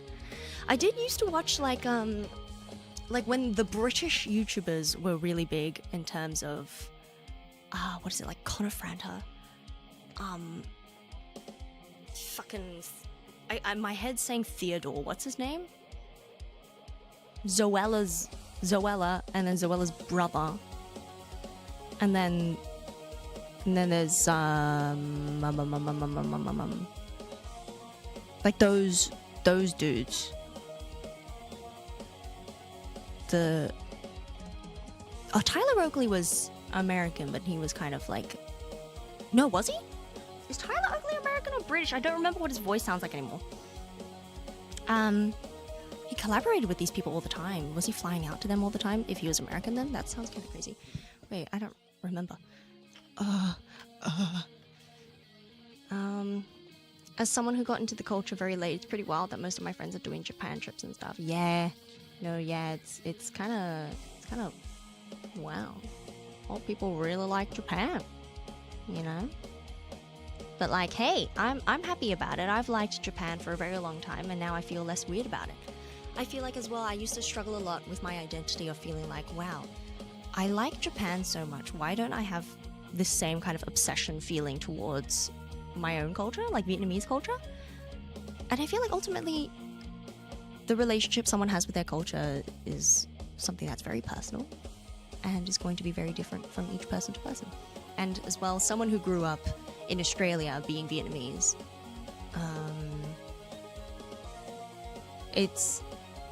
I try not to hold too much shame about my relationship with Vietnam, because it's kind of like, well, what did you expect though? If I was going to grow up in Australia my whole life, of course I'm not going to be that close to Vietnamese culture. My parents did their best to like preserve it within me, and I was surrounded by a lot of Vietnamese people, but it makes sense that in my efforts of trying to fit in with Australian society, I probably lost a lot of my Vietnamese-ness. But ultimately, no matter what, my blood's Vietnamese, and that makes me Vietnamese to a lot of people. Doesn't make me Vietnamese enough for a lot of people in Vietnam, but, you know, ultimately, hey, I've got the blood. What more do you want from me? I've got the blood. But I think there's a lot of people. I think, to me, I feel like blood doesn't count that much for culture, though. Like, I feel like some white dude out there who really loves Vietnamese culture and lives in Japan is probably more Vietnamese than me. And that's okay. I think that's fine. I think blood doesn't dictate culture, especially if you integrate into a place. But I think genetics are definitely real and exist. I think when I go to Vietnam and my skin starts glowing and looking a lot nicer, I think to myself, well, yeah, I mean, there's a lot of, it's like thousands of years of, more than that, millions of years of genetics built into making that the case. So yeah, fair enough. Fair play. But I think me being culturally more Australian is also something that I shouldn't hold a lot of shame in myself about, but sometimes I do. Why did I talk about this? Anyway, I like Japan though. But I don't think that makes me more Japanese than Vietnamese or anything. I think I'm just a person who likes Japan. And there's plenty of those in this day and age, especially. Plenty of people who aren't Japanese who really like Japan. And a lot of them in a very weird way. I like to think I like it in a normal way, but maybe it's not that normal. Maybe it's not that normal. I don't know. I don't think I'm hurting anyone with my love for Japan. I like to think I'm respecting the culture as best as I can. But if I'm ever wrong, I would also like to be held accountable. I think it's just a result of the post-pandemic surge in Japan interest. Yeah, and when the yen was weak and stuff, people were just kind of like, awooga! Let's go in for a cheap holiday! It's like, oh crap, I didn't know we were so hyped about going there. I have to catch up. I mean, you don't have to catch up. It's like, if you want to, then go, you know? A lot of my friends are second, third gen, and it's a common struggle to get pulled between two worlds, and there's a lot of talk about legitimacy, which is sad. I agree. It's very hard for me to unlearn that, though. It's, because that talk about legitimacy was something that was, like, not only internally felt, but also just externally talked about. There were a lot of people, like, the phrase whitewashed was thrown around all the time. In my family gatherings, in my family friends' gatherings, at church or whatever, at school. Like I bring a sandwich to school and they call me whitewashed kind of thing. And I used to hold a lot of shame about it. And then I ended up going to a high school that had a larger portion of white people than I'd ever known in my life thus far, which isn't even that many people. But then it started becoming not weird to be whitewashed, and if anything, it was a bit more normal to be that, which then also felt weird because I started to sort of be like, oh, I think I need to take more pride in my Vietnamese-ness because it's kind of what sets me apart from these people, and I don't want to reject that part of myself either or lose it. So it was kind of being away from Vietnamese people that made me take more pride in being Vietnamese. I don't know. That's probably a very easy to understand phenomenon, but yet it still confuses me. Because I swear I go to Vietnam and I'm like, hello, I'm Australian. I go to Australia and it's like, I'm Vietnamese and you best not forget it. You better believe I've got Vietnamese in my blood. And I don't know, yeah. I'm just one or the other depending on who I'm around is what it feels like, and I guess that's just how it be. It's just how it be. That's so true. My parents talk a lot about how there's a bit of First Nations blood in the pool, but I'm like, we aren't even associated with Mob at all. Yeah, it's like, how much does blood really count for culture? You know? I think upbringing counts for a lot. I think in this day and age, the thought of having someone being pure blood or something feels unheard of to me. And yet here I am in Japan and I'm like, oh no, these are people who have like never left Japan and like their parents have never left Japan. That feels very pure. But then you look at history and you're kind of like, well, there's a little bit of Chinese in there and a little bit like Okinawa and Ryukyu in there. And there is ultimately still a mix. But this is maybe the closest to like a purebred person I've seen in my lifetime. But that's not saying that much because I grew up in Australia. Very multicultural place, Australia. Very multicultural place. I would hope people were passionate about getting people more involved with the culture as opposed to shaming. Yeah, right? I think everyone has space in their life and their hearts to have love for multiple cultures. You know, I think it's fine.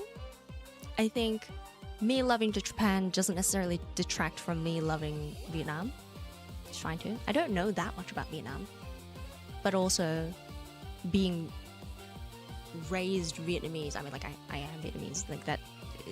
But, like, being raised by Vietnamese parents and surrounded by Vietnamese people growing up, even if it was in Australia, that's still an experience that probably makes me Vietnamese. I don't know. I like the food. And it would seem that the common experience in Vietnam, and I think in other countries too, but like in Vietnam, they're always kind of like, well, your mum's pho is always going to be the best pho you've ever had. And I'm kind of like, yeah, no, that rings true for me. Guess that makes me Vietnamese. It's that simple. If your mum's pho is your favorite, you're Vietnamese. Whoa! I take comfort in those kinds of silly little things where they're kind of like, you like sriracha? Sure. That'll make you Vietnamese. You like sweet chili? Yeah. You make a mean spring roll? Makes you Vietnamese. And I'm like, all right, well, I'm going to collect all of these tiny little, seemingly meaningless things that reaffirm my identity, and I'm just going to keep them with me to comfort me because, yeah. I think about sometimes how horrifying it may be in the future if I, like, have children and they don't speak any Vietnamese, but like the fix to that is for me to learn more Vietnamese, and I'm like, oh my god, am I prepared to do that? I don't want the language to die, but should that fall onto me? I don't know. Is it my responsibility? Is it everyone's responsibility to preserve languages? I don't know. I barely know any Vietnamese. It feels like it would be my responsibility if I had children to pass it on, but also maybe my role would just be to send them to like a class that'll teach them Vietnamese. I don't know. Is that neglect? From a parental perspective, though? If I just send them to a class and don't know the language myself? They can't practice it at home. How good are they going to get at it? The thought of my parents being like, we're grandparents, but we can't speak Vietnamese to my kids, breaks me. But knowing that if my parents could be involved with their grandchildren's lives, they'd definitely be teaching them Vietnamese anyway, I'm kind of like, well, they've kind of got that handled. But also, what if my parents die? What if my parents die? I think about this a lot. I think about this a lot. And I don't think I'm going to have kids anytime soon. I think that's far, far in my future if it ever happens at all. But I do think about it because I worry that my parents are going to die. Is it almost common? I think I hear other people thinking about these kinds of things too. I'm always thinking about the mortality of my parents, and it destroys me a little bit. Being in another country makes it harder too, but... Yeah, like it doesn't necessarily replace it if I can learn to appreciate both cultures. Yeah, that's what I'm saying. Well, people have the capacity to love multiple things and cultures and people, that's fine. Yeah, while I do think I don't have as much connection due to me not being able to learn Tagalog, I still have a decent connection through mutual connection and food. Yeah, you know, like that counts for something for sure. In my case, it was at the request of my speech pathologist not to be taught any other languages. Ooh. I assume that was in your youth and that now you're able to, because you're kind of learning Japanese, right?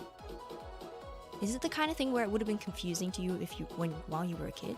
I've never heard of that before. Interesting. I mean, it's up to you what you consider important to pass down. It could also be an opportunity to get more immersed in the culture and language alongside your children.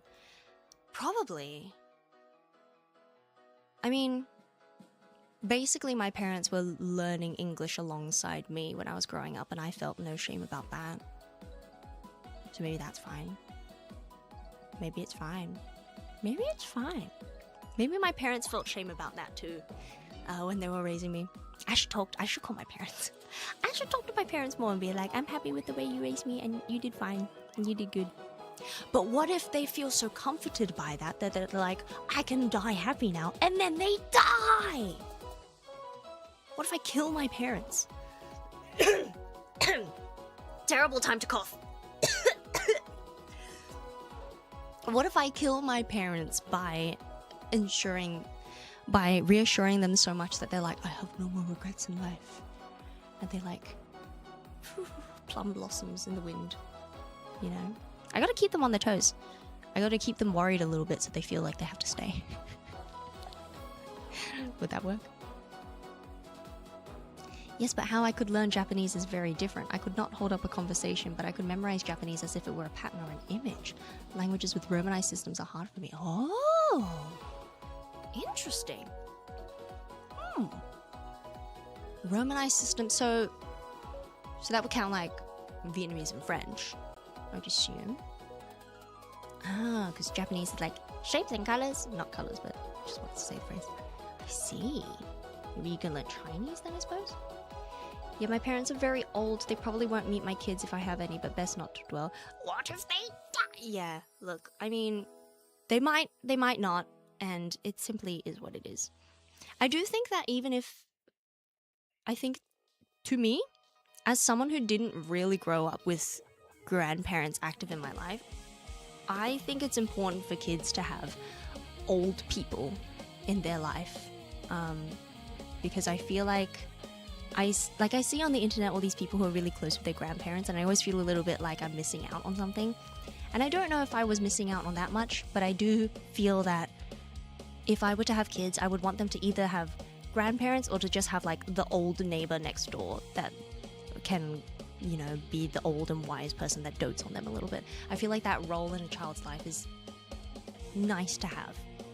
I think it's good for kids to have a full community of people of all different ages and backgrounds that they can feel safe talking to and hanging out with.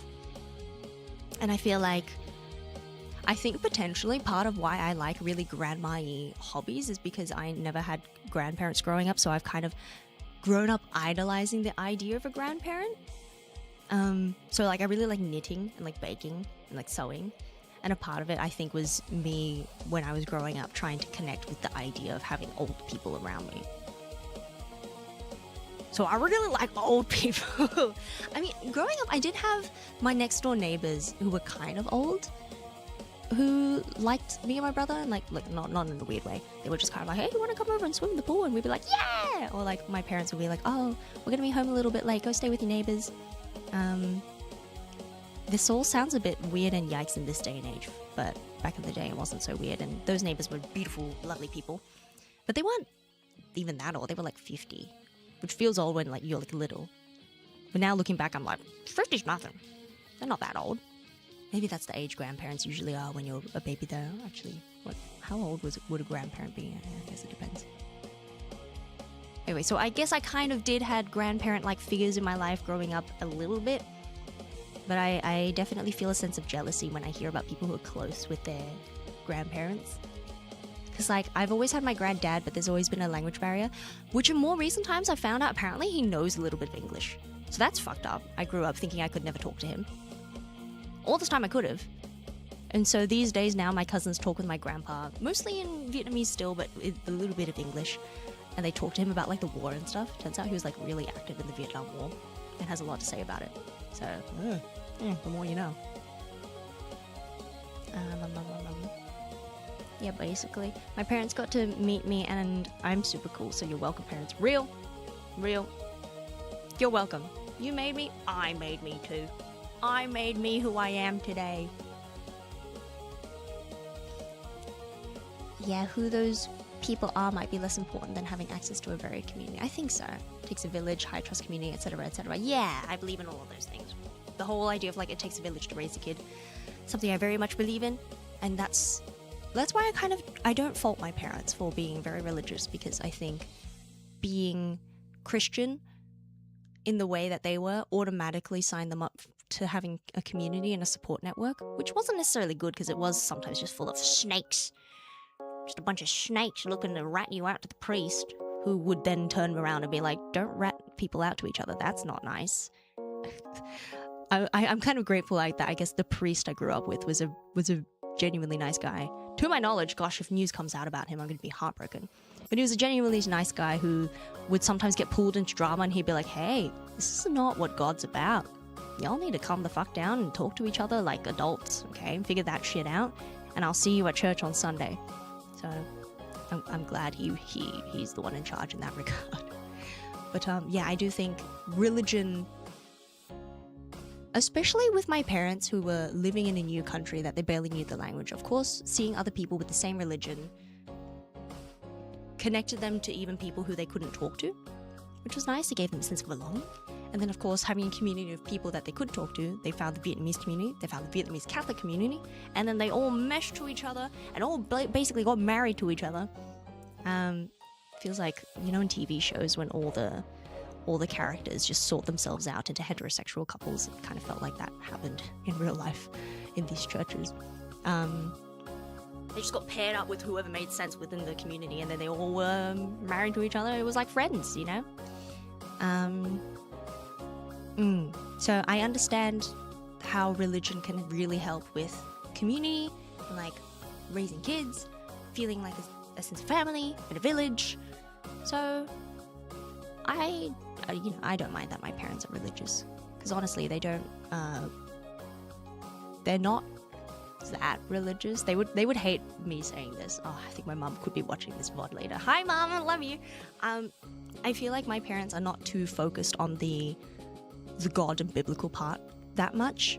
I think the more important thing to them is the human connection to these other people, and everyone trying to be good people, using as a moral compass more so, you know what I mean? And I think that's the part of religion that can do some real good in the world. I think so, anyway. Yeah, I had what we call family friends that our family hung out with, and by extension, I hang out with their kids. Yeah! Having family friends growing up, I think, was very good for me growing up, but unfortunately for me, I never connected that much with any family friends, especially the ones through the church. I think I just wasn't that close to them, didn't get along that well, didn't relate that much to them. Yeah, I don't know. Through the church, I wasn't able to fit in a way that worked for me. And I found, like, I think for the longest time growing up, I didn't really have anyone I considered friends until like maybe high school. Primary school friends were kind of like, oh, this is the person I sit next to in class, and I talk to them the most, and I sit with them at lunch, but I don't hang out with them after school or anything. It's just the person I spend time with, kind of friendship. And the kind of friendship where I'm like, I care about them and I think about them even when I'm not about them, I only really had that from high school onwards. And I don't know if that's normal or not. I feel as though that's a weird thing. I feel like a lot of people talk about having like childhood friends. And I just don't really relate to that. The closest I have to childhood friends are people who I met before high school but got closer in high school. Or my cousins, who again, it's like I met from a very young age. I met my cousins since I was born kind of thing, but I wasn't really close to them until later in my life either. Maybe that's normal? I don't know. I've always struggled with friendship, but I think right now I'm in a really happy point in my life. I think younger me would be very happy with where I'm at right now. I have friends who I like. Wow! We even had a name for our group, though eventually we all moved on. Yeah, that happens too. But I'm glad you were able to have that.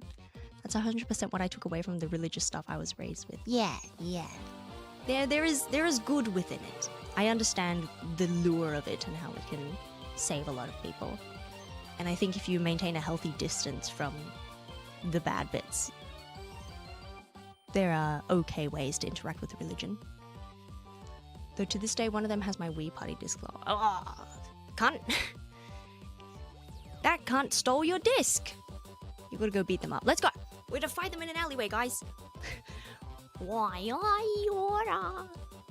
Your primary school is where our group kind of formed, and we all just went to the same Catholic high school, though. Right? Like, I feel like maybe that's more normal than I thought. Maybe that's more normal than I thought. Meow. That's right. Oh gosh, we've been yapping for a while. How's the download going? 55 gigabytes out of 79. Oh, that's more than halfway. That's nice. Still not playing it today, but that's nice. 55 divided by 79. 69.62%!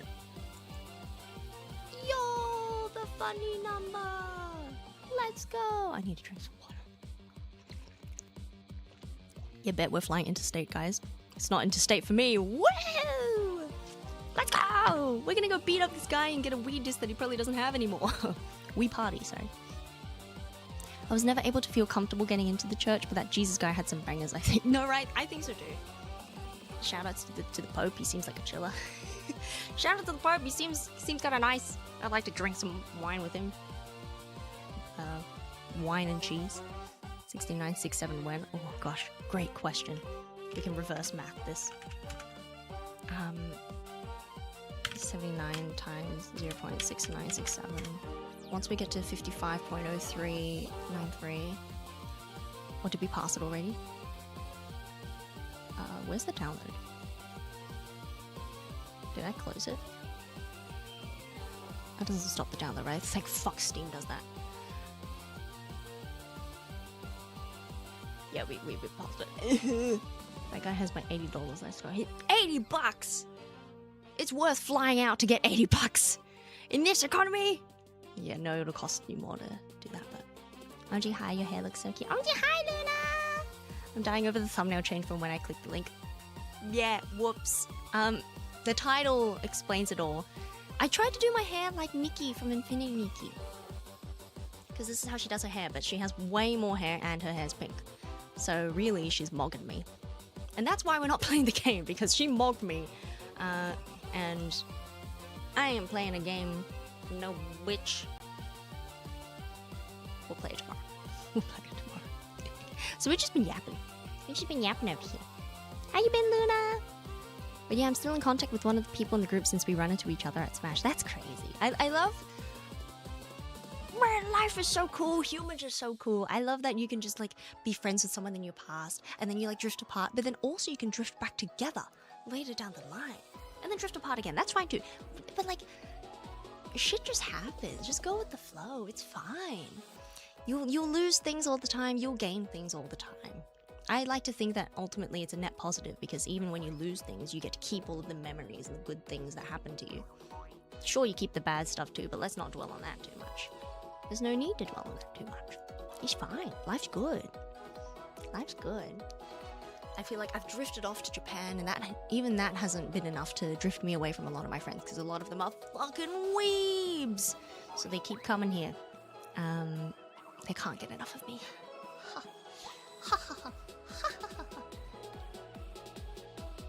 I think it's probably too soon to say, but I like to think that sometime down the line I'm gonna decide that moving to Japan was the best thing I could have done for my life. But it's too soon to say. Hasn't even been a year yet. Hasn't been a year yet, but I am feeling really good about it. Oh, I feel good. Last time I checked, he was at the Akira screening at IMAX. Akira? The slide? That's all I know about Akira. The slide. Skrrr! Speaking of which, I learnt today someone I know did stunts for Mortal Kombat. Yo, what? Crazy. Yo, I remember seeing that, like, Steffi... You guys know Steffi? Steffi performs with Marmalade. American Kaigai Idol person in Japan. Yeah, Steffi did some motion capture for, like, that Pragmata game or something that people are really liking, that they're saying is like having a daughter simulator, but also there's some people who are being kind of weird about it. That game, that apparently might also be like Game of the Year material, according to my brother or someone, I don't know. Yeah, so apparently Steffi did some motion capture for that, and I was like, whoa, that's crazy. I've seen Steffi out and about, not just on the streets of Tokyo, to be honest. I've run into her at like Marmalade shows and stuff. And like I went to her birthday live and stuff, but we haven't actually talked yet. I think we're both just introverted people and we don't want to start the conversation. But I think if we're both here into Japan for the long term, I can just play the long game. I'm not saying I'm going to wait until she approaches. I'm saying that we have plenty of time for something to bring us together. If it happens, and if it doesn't, then it's fine too. It's fine. It is what it is. People get too attached with maintaining stuff forever, for real. That's what I'm saying. We all got to take a leaf out of Buddhism, I think. My very rudimentary understanding of Buddhism. And he got invited to the IMAX premiere. Whoa, cool. If you're thinking about keeping something for years, you aren't appreciating it now. That's what I'm saying. That's what I'm saying. I feel like having something, knowing that you could lose it at any given moment, should enrich your experience to appreciate it more. And if you spend all your time just panicking about maybe losing a thing, then, you know, like you say, you aren't appreciating it. You aren't appreciating it in the now. Life lessons with mayhem. Come back this time next week for another advice corner. That was not really advice, though, I don't think. I've been thinking that I'd love to do like an Aunt Arctic cosplay. like Aunt Arctic, because she does the advice corner in Club Penguin. I'd love to get a pink beanie and like get dressed up in a green morph suit or something, put some glasses on, and then just like give advice. But I think I just need to have a bigger community fan base of people with problems who they can submit their problems, and then I can sit here with some knitting and be like, yes, Aunt Arctic has some advice for you. And then I just give advice that I would do. Would that get me into any trouble with Club Penguin though? Club Penguin's dead. Who's gonna get me? That's not gonna get me into trouble, is it? Is it? Wait, was Club Penguin at the end, was it a Disney thing? I don't want to fuck with Disney. Yeah, I've seen her around online. Yeah, Steffi. Honestly, it's really cool seeing people achieve things like, man, my friends are too talented. That's what I think too. If you're nothing without it, you shouldn't have it, Tony Stark. Real. Real. Me and Tony Stark, we go way back. He says that all the time. Tony Stark is Iron Man, right? I don't watch a lot of Marvel. It's Marvel, right? Not DC. They're different. I'm told they're different. Yeah, Disney. Yeah, Club Penguin's Disney. I do not want to touch Disney too much, but Club Penguin's dead. It should be fine. And it's just like a cosplay. But I'm worried that if I give advice, I need to have a disclaimer at the bottom that it's like, I'm not actually Aunt Arctic. This advice is just being given by Mayhem. Disney, please don't sue me. Something like that. Somehow I don't think Club Penguin's going to come back from the grave to smite your cosplay advice stream. Surely not. But I just want to cover all my bases, you know? I don't want that mouse to come at me. I'm next to a window, he's going to come crashing in and be like, whoa! Am I allowed to even do Mickey Mouse impressions? I think it's one of those things that you're not legally supposed to do. I don't remember. I actually did see an original Club Penguin dev working at Disney again. Oh! One of the OGs! I am not the real Club Penguin. There's space at the bottom of the overlay at the bottom. I could put some text down there. It's like, I am not the real Club Penguin. And then in the bottom corner here, I can put in the copy pasta. That's like, where were you when Club Penguin was killed? I was in my room eating Dorito or something. What is it? Where were you when Club Penguin is... Wait. Okay, what's the copy pasta? Dramatic reading. I haven't read this in so long. Apology for bad English. Where were you when Club Penguin died? I was at house eating Dorito when phone ring. Club Penguin is killed. No. That's the copy pasta. Wow. It's shorter than I remembered, so it could fit into here decently well. Especially if I put it into some calligraphy. God, that'd be fun. I'm an ideas guy, and it's up to you to put my ideas into motion and then to credit me for the idea because I'm so cool and sexy for having thought of things. Personally, I don't think ideas guys are that valuable. I think it's way more important to be a person who puts ideas into practice. I think someone who just thinks of things is a very replaceable person, and I think if you have no idea of how to make things happen, your ideas are not that informed. I think a chef, you can't call yourself a chef if you don't know how to cook and you just have the idea of, what if you put a donut on top of a Dorito chip? Wouldn't that taste amazing? And I feel like it's this, like, a food critic who doesn't know how to cook, you shouldn't listen to them that much, is what I think. I think it's very easy for people to have opinions on things as though they know what they're talking about, but unless you have the experience of doing and like you have the sense of materiality that comes with like working in real terms with whatever this industry that it is, like whether it be like coding or cooking or sewing, pottery, any kind of craft, I think the concept of an ideas guy being useful to me is like, no, you're just a guy. Anyone could do that. And if your ideas are not being informed by your experiences and expertise within this thing, then your ideas are probably not that good. You probably have come up with something that you think is revolutionary, but actually everyone who actually is within the discipline knows about this idea and has reasons why it either doesn't work or can show you where that's already been done. Just me though, it's not that hard of a take, I don't think. Disney literally changed the copyright law to keep the mouse there. What? No, I haven't heard that one in forever. No. Club Penguin is killed.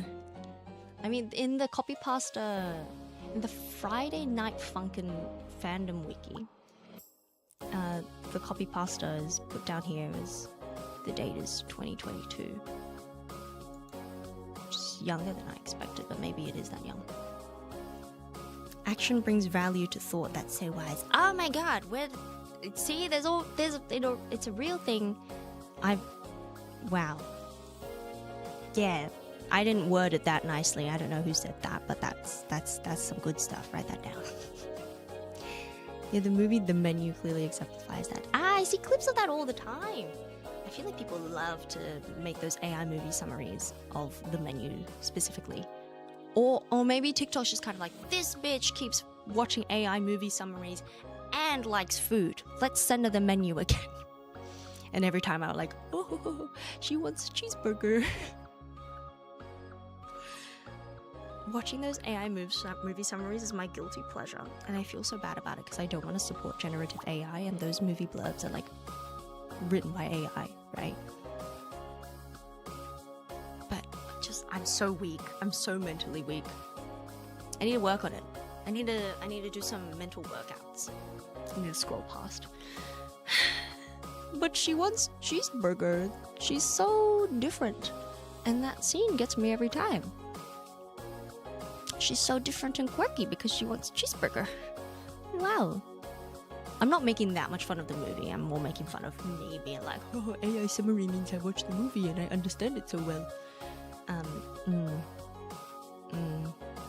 I think it's less about just being the guy with the idea and more like being the guy with the idea that collaborates with people that know how to put the idea into fruition. I think even then though, you have to...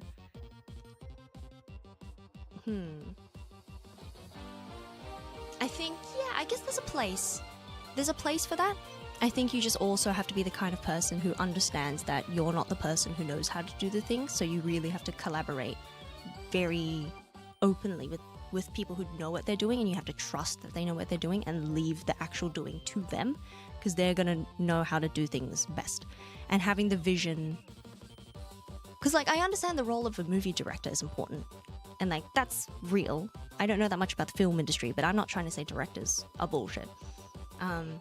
But you know, a good one knows that they're not the most important person on the team in terms of they're the one who makes things happen. Maybe they're the most important, I don't know, I don't want to argue that, but I think a good ideas person needs to know that they're only worth something if they're in a team of other people who can actually do the things as well. You know? Maybe something along those lines is what I'm thinking. The Menu is a YouTube Shorts magnet, that's what I'm saying. Peaky Blinders at voice recap with Sigma male music and the BG is like evil drugs. Huh? Peaky Blinders AI voice recap. Peaky Blinders, what? I'm not understanding those words in that order at the moment. A real cheeseburger. I want a real cheeseburger. Not this gourmet bullshit. I want a real cheeseburger. American cheese, blah, blah, blah. Blah, blah, blah, blah, blah. She eats it and it's like, this is so good. Can I take it to go? And the AI summary is like, and then she asks the question that no one expected. Can I take it to go? She asks for the burger to go. Shocked by her audacity, but impressed by her ability to understand the true meaning of love and food, he allows her to leave the island. Like and subscribe for part 2. They don't normally have those in the AI summaries, but I think it'd be fun if they did. I'd get annoyed very quickly, but I'm amused by the idea at the moment. A quote that my professor gave me: a director should be the least stressed person on set.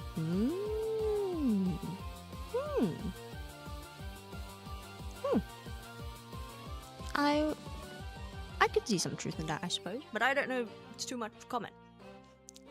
I don't know enough to be able to comment whether or not I agree or disagree, and it's not my place to say. I'm not a film person. And then the rhyme segment at the end. Lol. I feel like I got a lot of those in the past, but nowadays not so much. But maybe also I've learned to scroll away before I hit that point, so my body's already on autopilot. Maybe. Every MC's name becomes Jack suddenly. Real! Oh gosh, and then you see those summaries of like Chinese dramas, and for some reason it's about Jack and Sally, and you're like, what are these names? Clearly that's not what they're saying when they're looking at each other and talking. And I hate when they have like the caption of things that are being said, and then at the bottom in tiny font they have the AI summary that is talking in an almost inaudible volume. And I think they do that to try and say that they're adding value and it's a movie summary and it's not just posting the movie for people to watch, but it's just posting the movie for people to watch. Oh, the other day though, I saw that there was a live stream from the official Winx Club account on TikTok, and they were just streaming Winx Club episodes. So I was watching a bit of Winx last night. And I didn't get that into Winx growing up.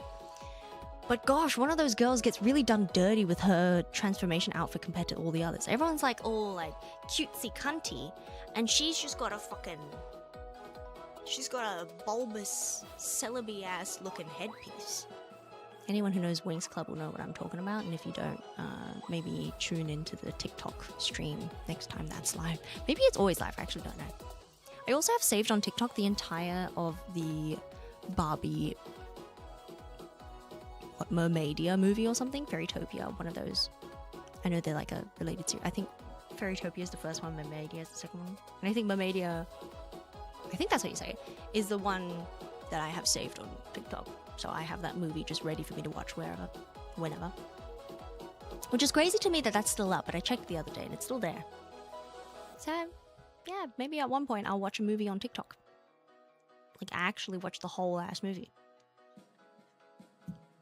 I feel like a huge part of directing / vision is recognizing and valuing the abilities of others and accepting the limits of your own knowledge. I think in general you can say that about like leadership, right? Yes, because otherwise it's just micromanaging at this point. Yeah, leadership and management roles. There is value to that kind of thing, but it requires you to know your limits and trust the people you work with and delegate intelligently. And yes, that is a skill in and of itself. I feel like just the idea of an ideas man, a lot of people like to just be like, I'm the ideas guy. I just come up with the idea and I leave it with you guys and then I leave, but then I take all the credit at the end. It's like, that's not how that works. You gotta stick around to help guide the vision. Otherwise, the vision was something so simple that someone else could have come up with it anyway. Why you in particular? You know, why do you deserve credit for it if you're not even gonna put in the work to do anything, blah, blah, blah. Inaudible AI voice in the background and 3 different songs playing over the top of each other. Yeah, that's how it'd be. Gosh, and when you put it like that, I'm really melting my brain, aren't I? I really am. Partially, I'd like to thank the people recording the credits in the cinema on TikTok for feeding my special interest. I think, yeah, I don't know. I can't wholeheartedly condemn all of these things because I fall victim to it. Like, it works on me too, but I really should. I should be better than this. I should be able to scroll past any AI that I see on TikTok. But I'm also stupid. I'm working on it, I think. I'm working on it. I need more self-control. I struggle with self-control. I need to do more reps with my brain. That's what I need to do. We're at 67.7 gigabytes on my Infinity Nikki download. Well, so it's almost done. I think, to be honest, I'm going to finish this download and then we'll end the stream. Something along those lines. Because it's 12 more gigabytes to go. 11.4? 11.4 gigabytes to go. So I'm just going to stick around until that's done and then we'll wrap up. Because we've been yapping for 2 hours. Not me at the beginning being like, yeah, but like, we should play a different game. What if we're not going to find enough things to talk about? Thanks guys for hanging out with me, by the way. Appreciate it. I love yapping. Yapping is so fun. I need my lashes.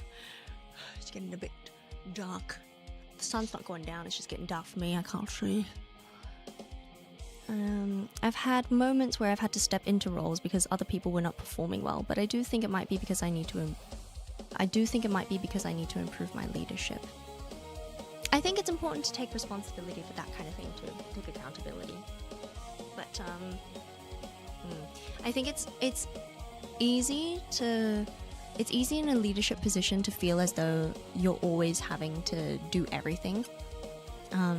But I think it's important for a lot of those people who say those kinds of things to take a step back and recognize that maybe the issue is them, in the sense that if you are not communicating your vision enough that other people can do their job, perhaps it is your communication that is lacking and not the other person for not being able to do their job, quote unquote.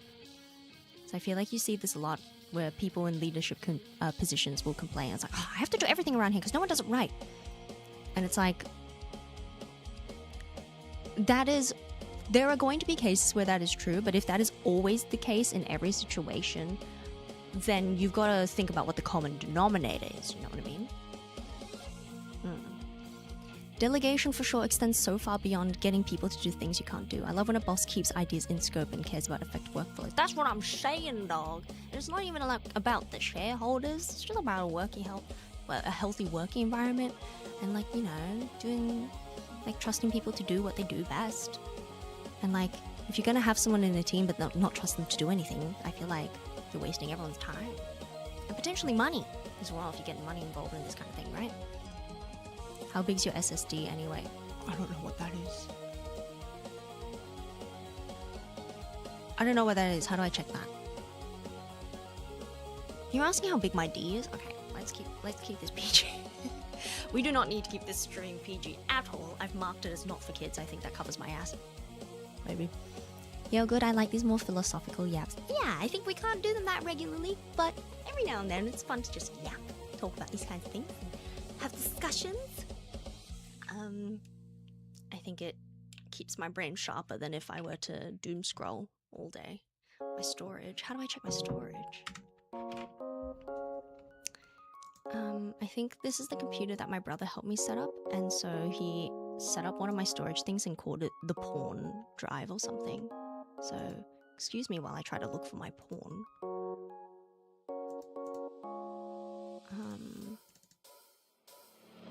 Oh no, he changed it. Or rather, maybe this is not the one that he helped me with. Are we looking at local disk C? Or the other thing, D?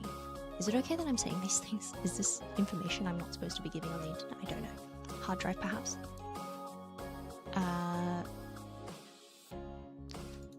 Which one has my games on it? They both do. They both have Steam in them. Okay.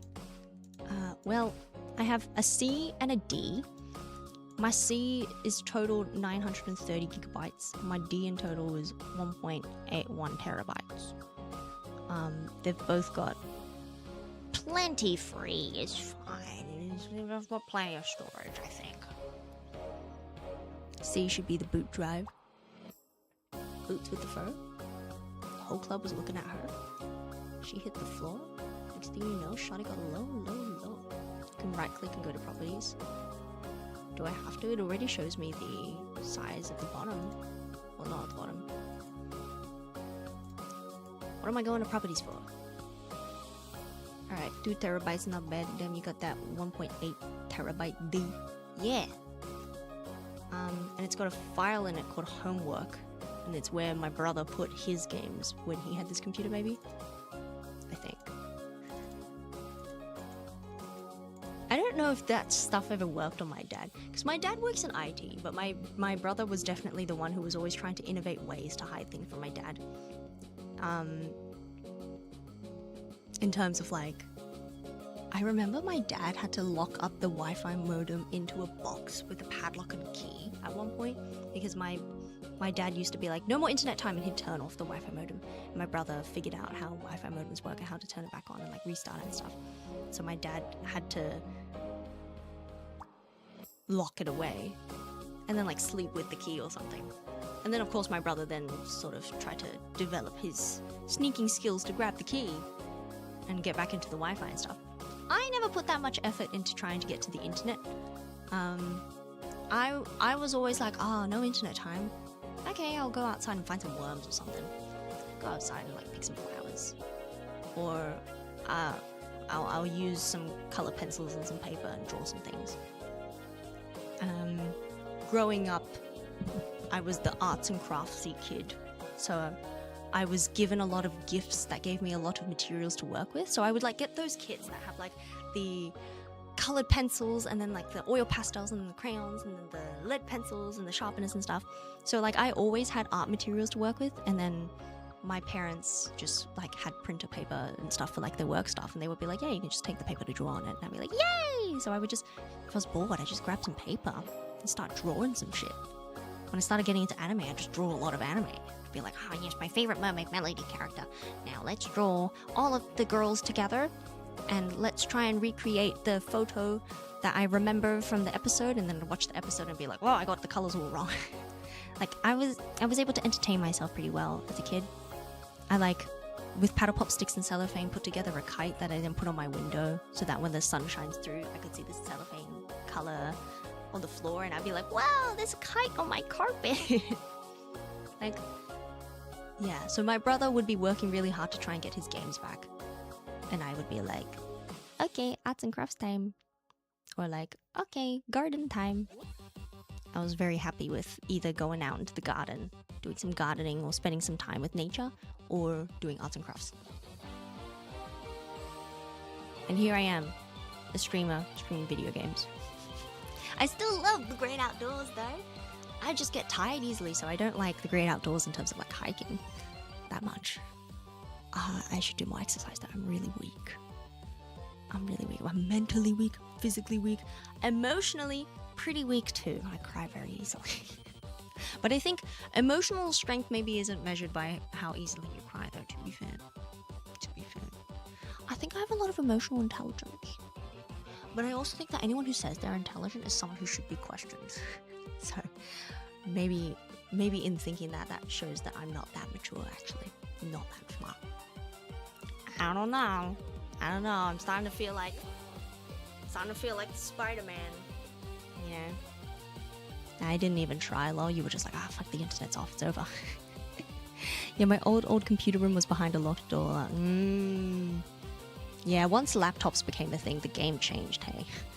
And that's when the modem needed to be locked up and stuff. No internet time was always read 1 gajillion books time for me. And wow, reading books.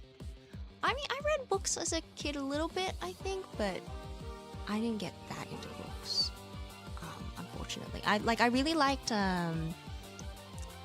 really liked my favorite book series for a while was the Three Doors trilogy by Emily Rodda, who is better known for her Delta Goldrum Quest, her Delta Quest series, which also had a show on like ABC3 or something. But I liked the Three Doors trilogy. I liked Rowan of Rin. And then I also, by Isabel Carmody, I really liked the Ober Newton series, and I did a project about them in high school to try and pitch the book to other people. And I genuinely liked the book, so some people were kind of like, you seem to really like that book, so like I gave it a go, and it's actually pretty good. And I was like, oh my god, yes! And I like tried to read the whole series, but I think as it went along, I don't know if I made it to the end. I think the last book hadn't come out at that time, and by the time it came out, I wasn't into it anymore. Maybe I'll go back and read it sometime. I liked the Hunger Games trilogy when I read it. Definitely liked the first book the most, though, personally, I think. Nah, I was a damn iPad kid, lol. It could be a difference in generations, too. I think Mark, you're younger than me, but I don't remember by how much. Yeah, I was not an iPad kid. I did not have an iPad until... Well, my family didn't have an iPad until I was in high school, and by that point I was already good with my laptop, happy with my laptop. By the time Macs and Apple devices got introduced in my life, I was already so used to PC that I'd be like, what is this stupid shit? I don't know how to use it. Meh. And then I ended up getting an office job where I had to work on a Mac, and I was like, fuck, I have to learn this shit. Because in university, they would have Mac computers and PC computers to choose from when you're doing like Photoshop classes and shit. And I would be like, yeah, I don't know how to use Mac, so I'll just always use my PC or something. Or if there's only Macs available, I'll be like, I mean, I'll use it for today's class, but like, I'm not gonna bother to learn this properly. And then I get into work and like the office only has Macs. And I was like, well, fuck me with a stick. I guess I have to learn this because it's literally my job. So then I learned it. And then when I quit that job, I've never had to really use Mac again, basically. Not to that extent. So I still think Apple and Mac keyboards are really fucking annoying to use, and they make no sense to me. Like, what is command? No, it's not that easy to just be like, oh, command is just control. It's not. Sometimes it's not. It's not always. Depends on what way you espouse intelligence. Like, are you confident or hardcore bragging about it? You know what I mean? I mean, I don't know. Maybe a bit of both. I think there was a series I liked reading in primary school, Last 13. I've not heard of that one. Del Toro Quest Classic, Rowan of Rin is a great pull too. Yeah, I mean, I had to read Rowan of Rin because it was the book that my tutoring center wanted everyone to study as like practice for studying books or something. What on earth is a command button? That's not real. That's what I'm saying. That's what I'm saying. Controls, but that's what I'm saying. That's what I'm saying. Okay, Command C and V are easier copy paste commands though. It's just Control C and V. What's the difference? Why is Command C better? Control C and V are perfectly fine too. Let me put you on Control X as well if you're not already aware of it. That's cut and paste. Control X and V. I feel like there are times where it's useful to cut and paste as opposed to copy and paste. It's just one less step of like deleting the thing. It's easier to reach. Small hands. Not a problem for me who used to play piano. In piano, my fingies can do a full octave on piano, and I've had to stretch them to make that happen, I think. I mean, unless I just ended up growing to have large enough hands to be able to do that, but skill issue. They're in the same spot, not according to most PC keyboards though. It's fine. If you can play an octave on the piano, you can Control C, Control V. Yeah, it's easy. It's fine. Also, apparently, it's not. I saw someone on Twitter, like a streamer or something, being clowned for the fact that they use the caps lock button instead of using shift. I exclusively use the caps lock button. There are very few situations where I use shift to make a capital letter. Is that weird? I bring this discussion forward to you today. Do you use the caps lock button even when you're not typing in all caps? Because I do. Like, I'll tap it, first letter, tap it again, do the rest of the sentence. I think it's fine. Personally, I feel like holding down shift, especially for typing in all caps, just puts a strain in your pinky. That doesn't feel very ergonomic to me. I feel like using shift for capitals makes sense when it's just like the first letter of a thing. But then having to hold it and then reach far away to another letter can sometimes be annoying. So it's fine to just do caps lock and then dart around. And if you're fast enough, it's fine, right?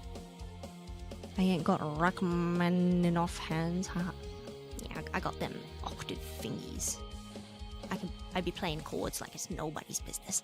Bring, bring, bring, bring, bring, bring. Caps make sense is some extra key presses compared to shift, I think. I think it's fine. In fact, when I search things, I always have caps lock on. Wait, why? I've not heard of that before. If I used caps, I would accidentally leave it on sometimes. I mean, don't you look up what you're typing when you type it though? I feel like I got made fun of if I looked at my keyboard while typing.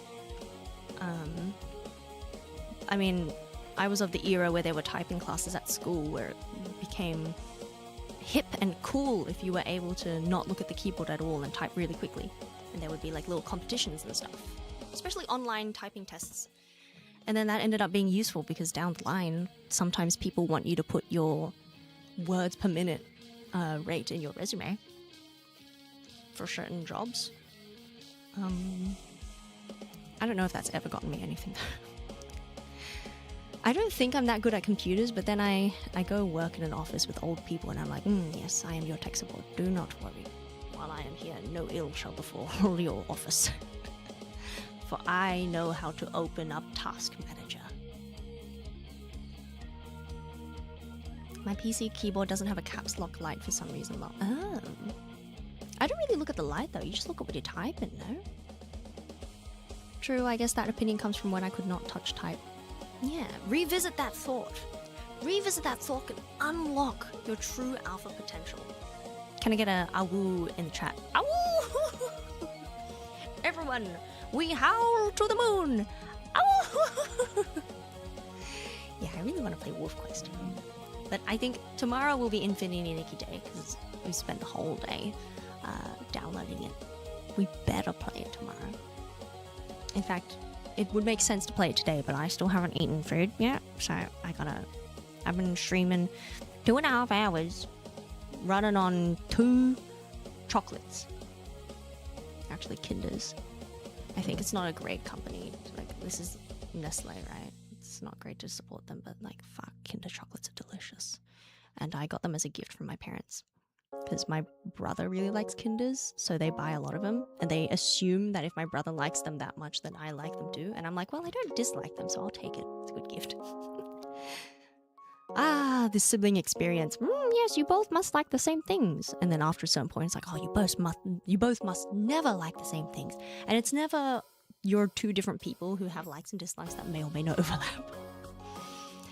It's always you're the same person, or like you're completely different. Parents. Yeah, until you're typing passwords that don't tell you about caps. Oh, yeah, no, felt. That becomes annoying, but it's a bit rare. Awoo, awoo!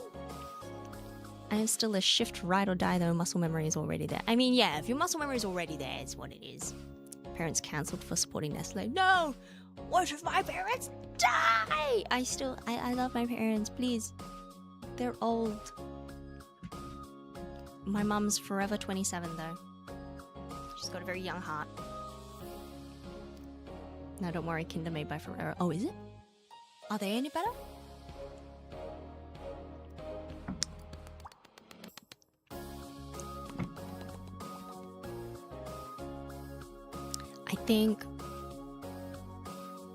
I don't think I'm hungry.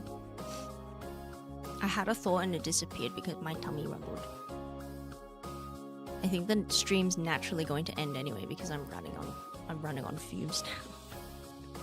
Guys, the limit to my yap abilities is about 2.5 hours as it turns out. Damn, that's crazy. It's been fun though. Oh, the downloads may be done. Infinity Nikki, finished downloading?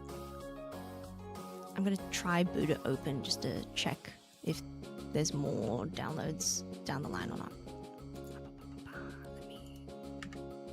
Infinity Nikki. Fashion game, fashion game. Fashion and fighting and foraging and petting animals. Out of fuel. Yeah, I've reached it too. Yeah. We've gotten there. Oh, fuck, the whole thing's in Japanese. Oh, bloody hell. I can't read anything. Hold on. Wait, sorry, was it playing audio as well? Oh, perfect timing, wow. I think we got too deep into tangents. I think the source convo was tricky or something like, yeah, look, it doesn't matter that much whether it was. Install saki wo, no, it's all in Nihongo. Ah, I found where I can change it to English. Oh, it rebooted. The logo's still in Japanese, but now the other things are in... Well, now it says start game in English, but everything else is Japanese. All the news is in Japanese. Interesting. If I click start game, have I downloaded enough, or is there more installation within the game? That's what I want to check.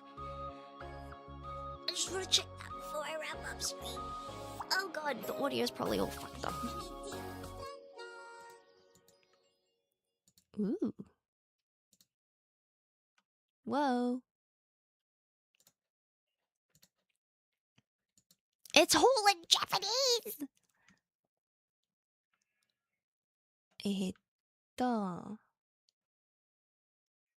Bind your account with Steam. Yeah, my account's gone.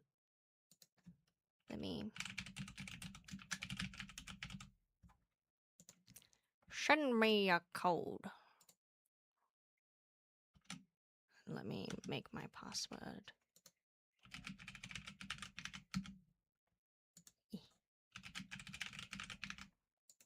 What's my code? Computer? Computer, send me a code. Computer, jerk my nuts. Jarvis, jerk my peanuts. Hope you know what that means. I'm just trying to get my code. Computer. Come on.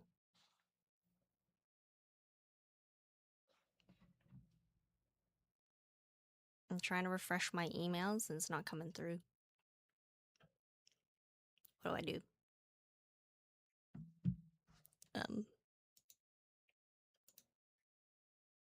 Email already used. Please register again.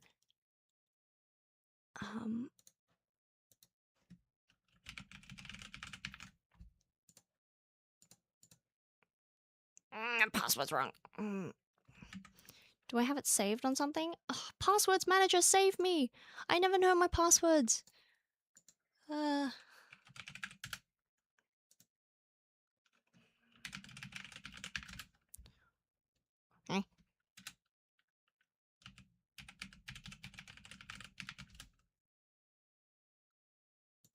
Password manager, save me! Save me, password manager! It worked! Okay, I've linked it with my Steam. Hopefully that'll mean I won't lose it as much. Ah, yes, a new update available. Lovely. Okay, well, I'm gonna leave that on in the background while I go and get some food.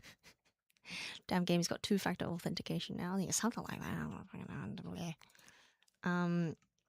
Yeah, I'm not gonna put you guys through that much download. I'm also hungies. So thank you for joining me for today's stream. It's been a fun one. Fun yapping. I always enjoy a cheeky yap sesh. But yeah, I'll be back again tomorrow for some actual Infinity Nikki. Probably around the same time. Oh, actually, maybe tomorrow it might be a get ready with me stream. I'm not 100% sure yet. I need to confirm some plans. But yeah, I'm going to be streaming every day of this month. So please do feel free to tune in any day of this month. The timing will be different every single time though. But I will always endeavor to have a waiting room available so you'll know when my next stream is at any given moment. Or any given day after the stream is done. So yeah, please do feel free to check in and say hi in any more streams. If you want to be in my Discord server, the link to that is in the description so that you can get pinged whenever I go live.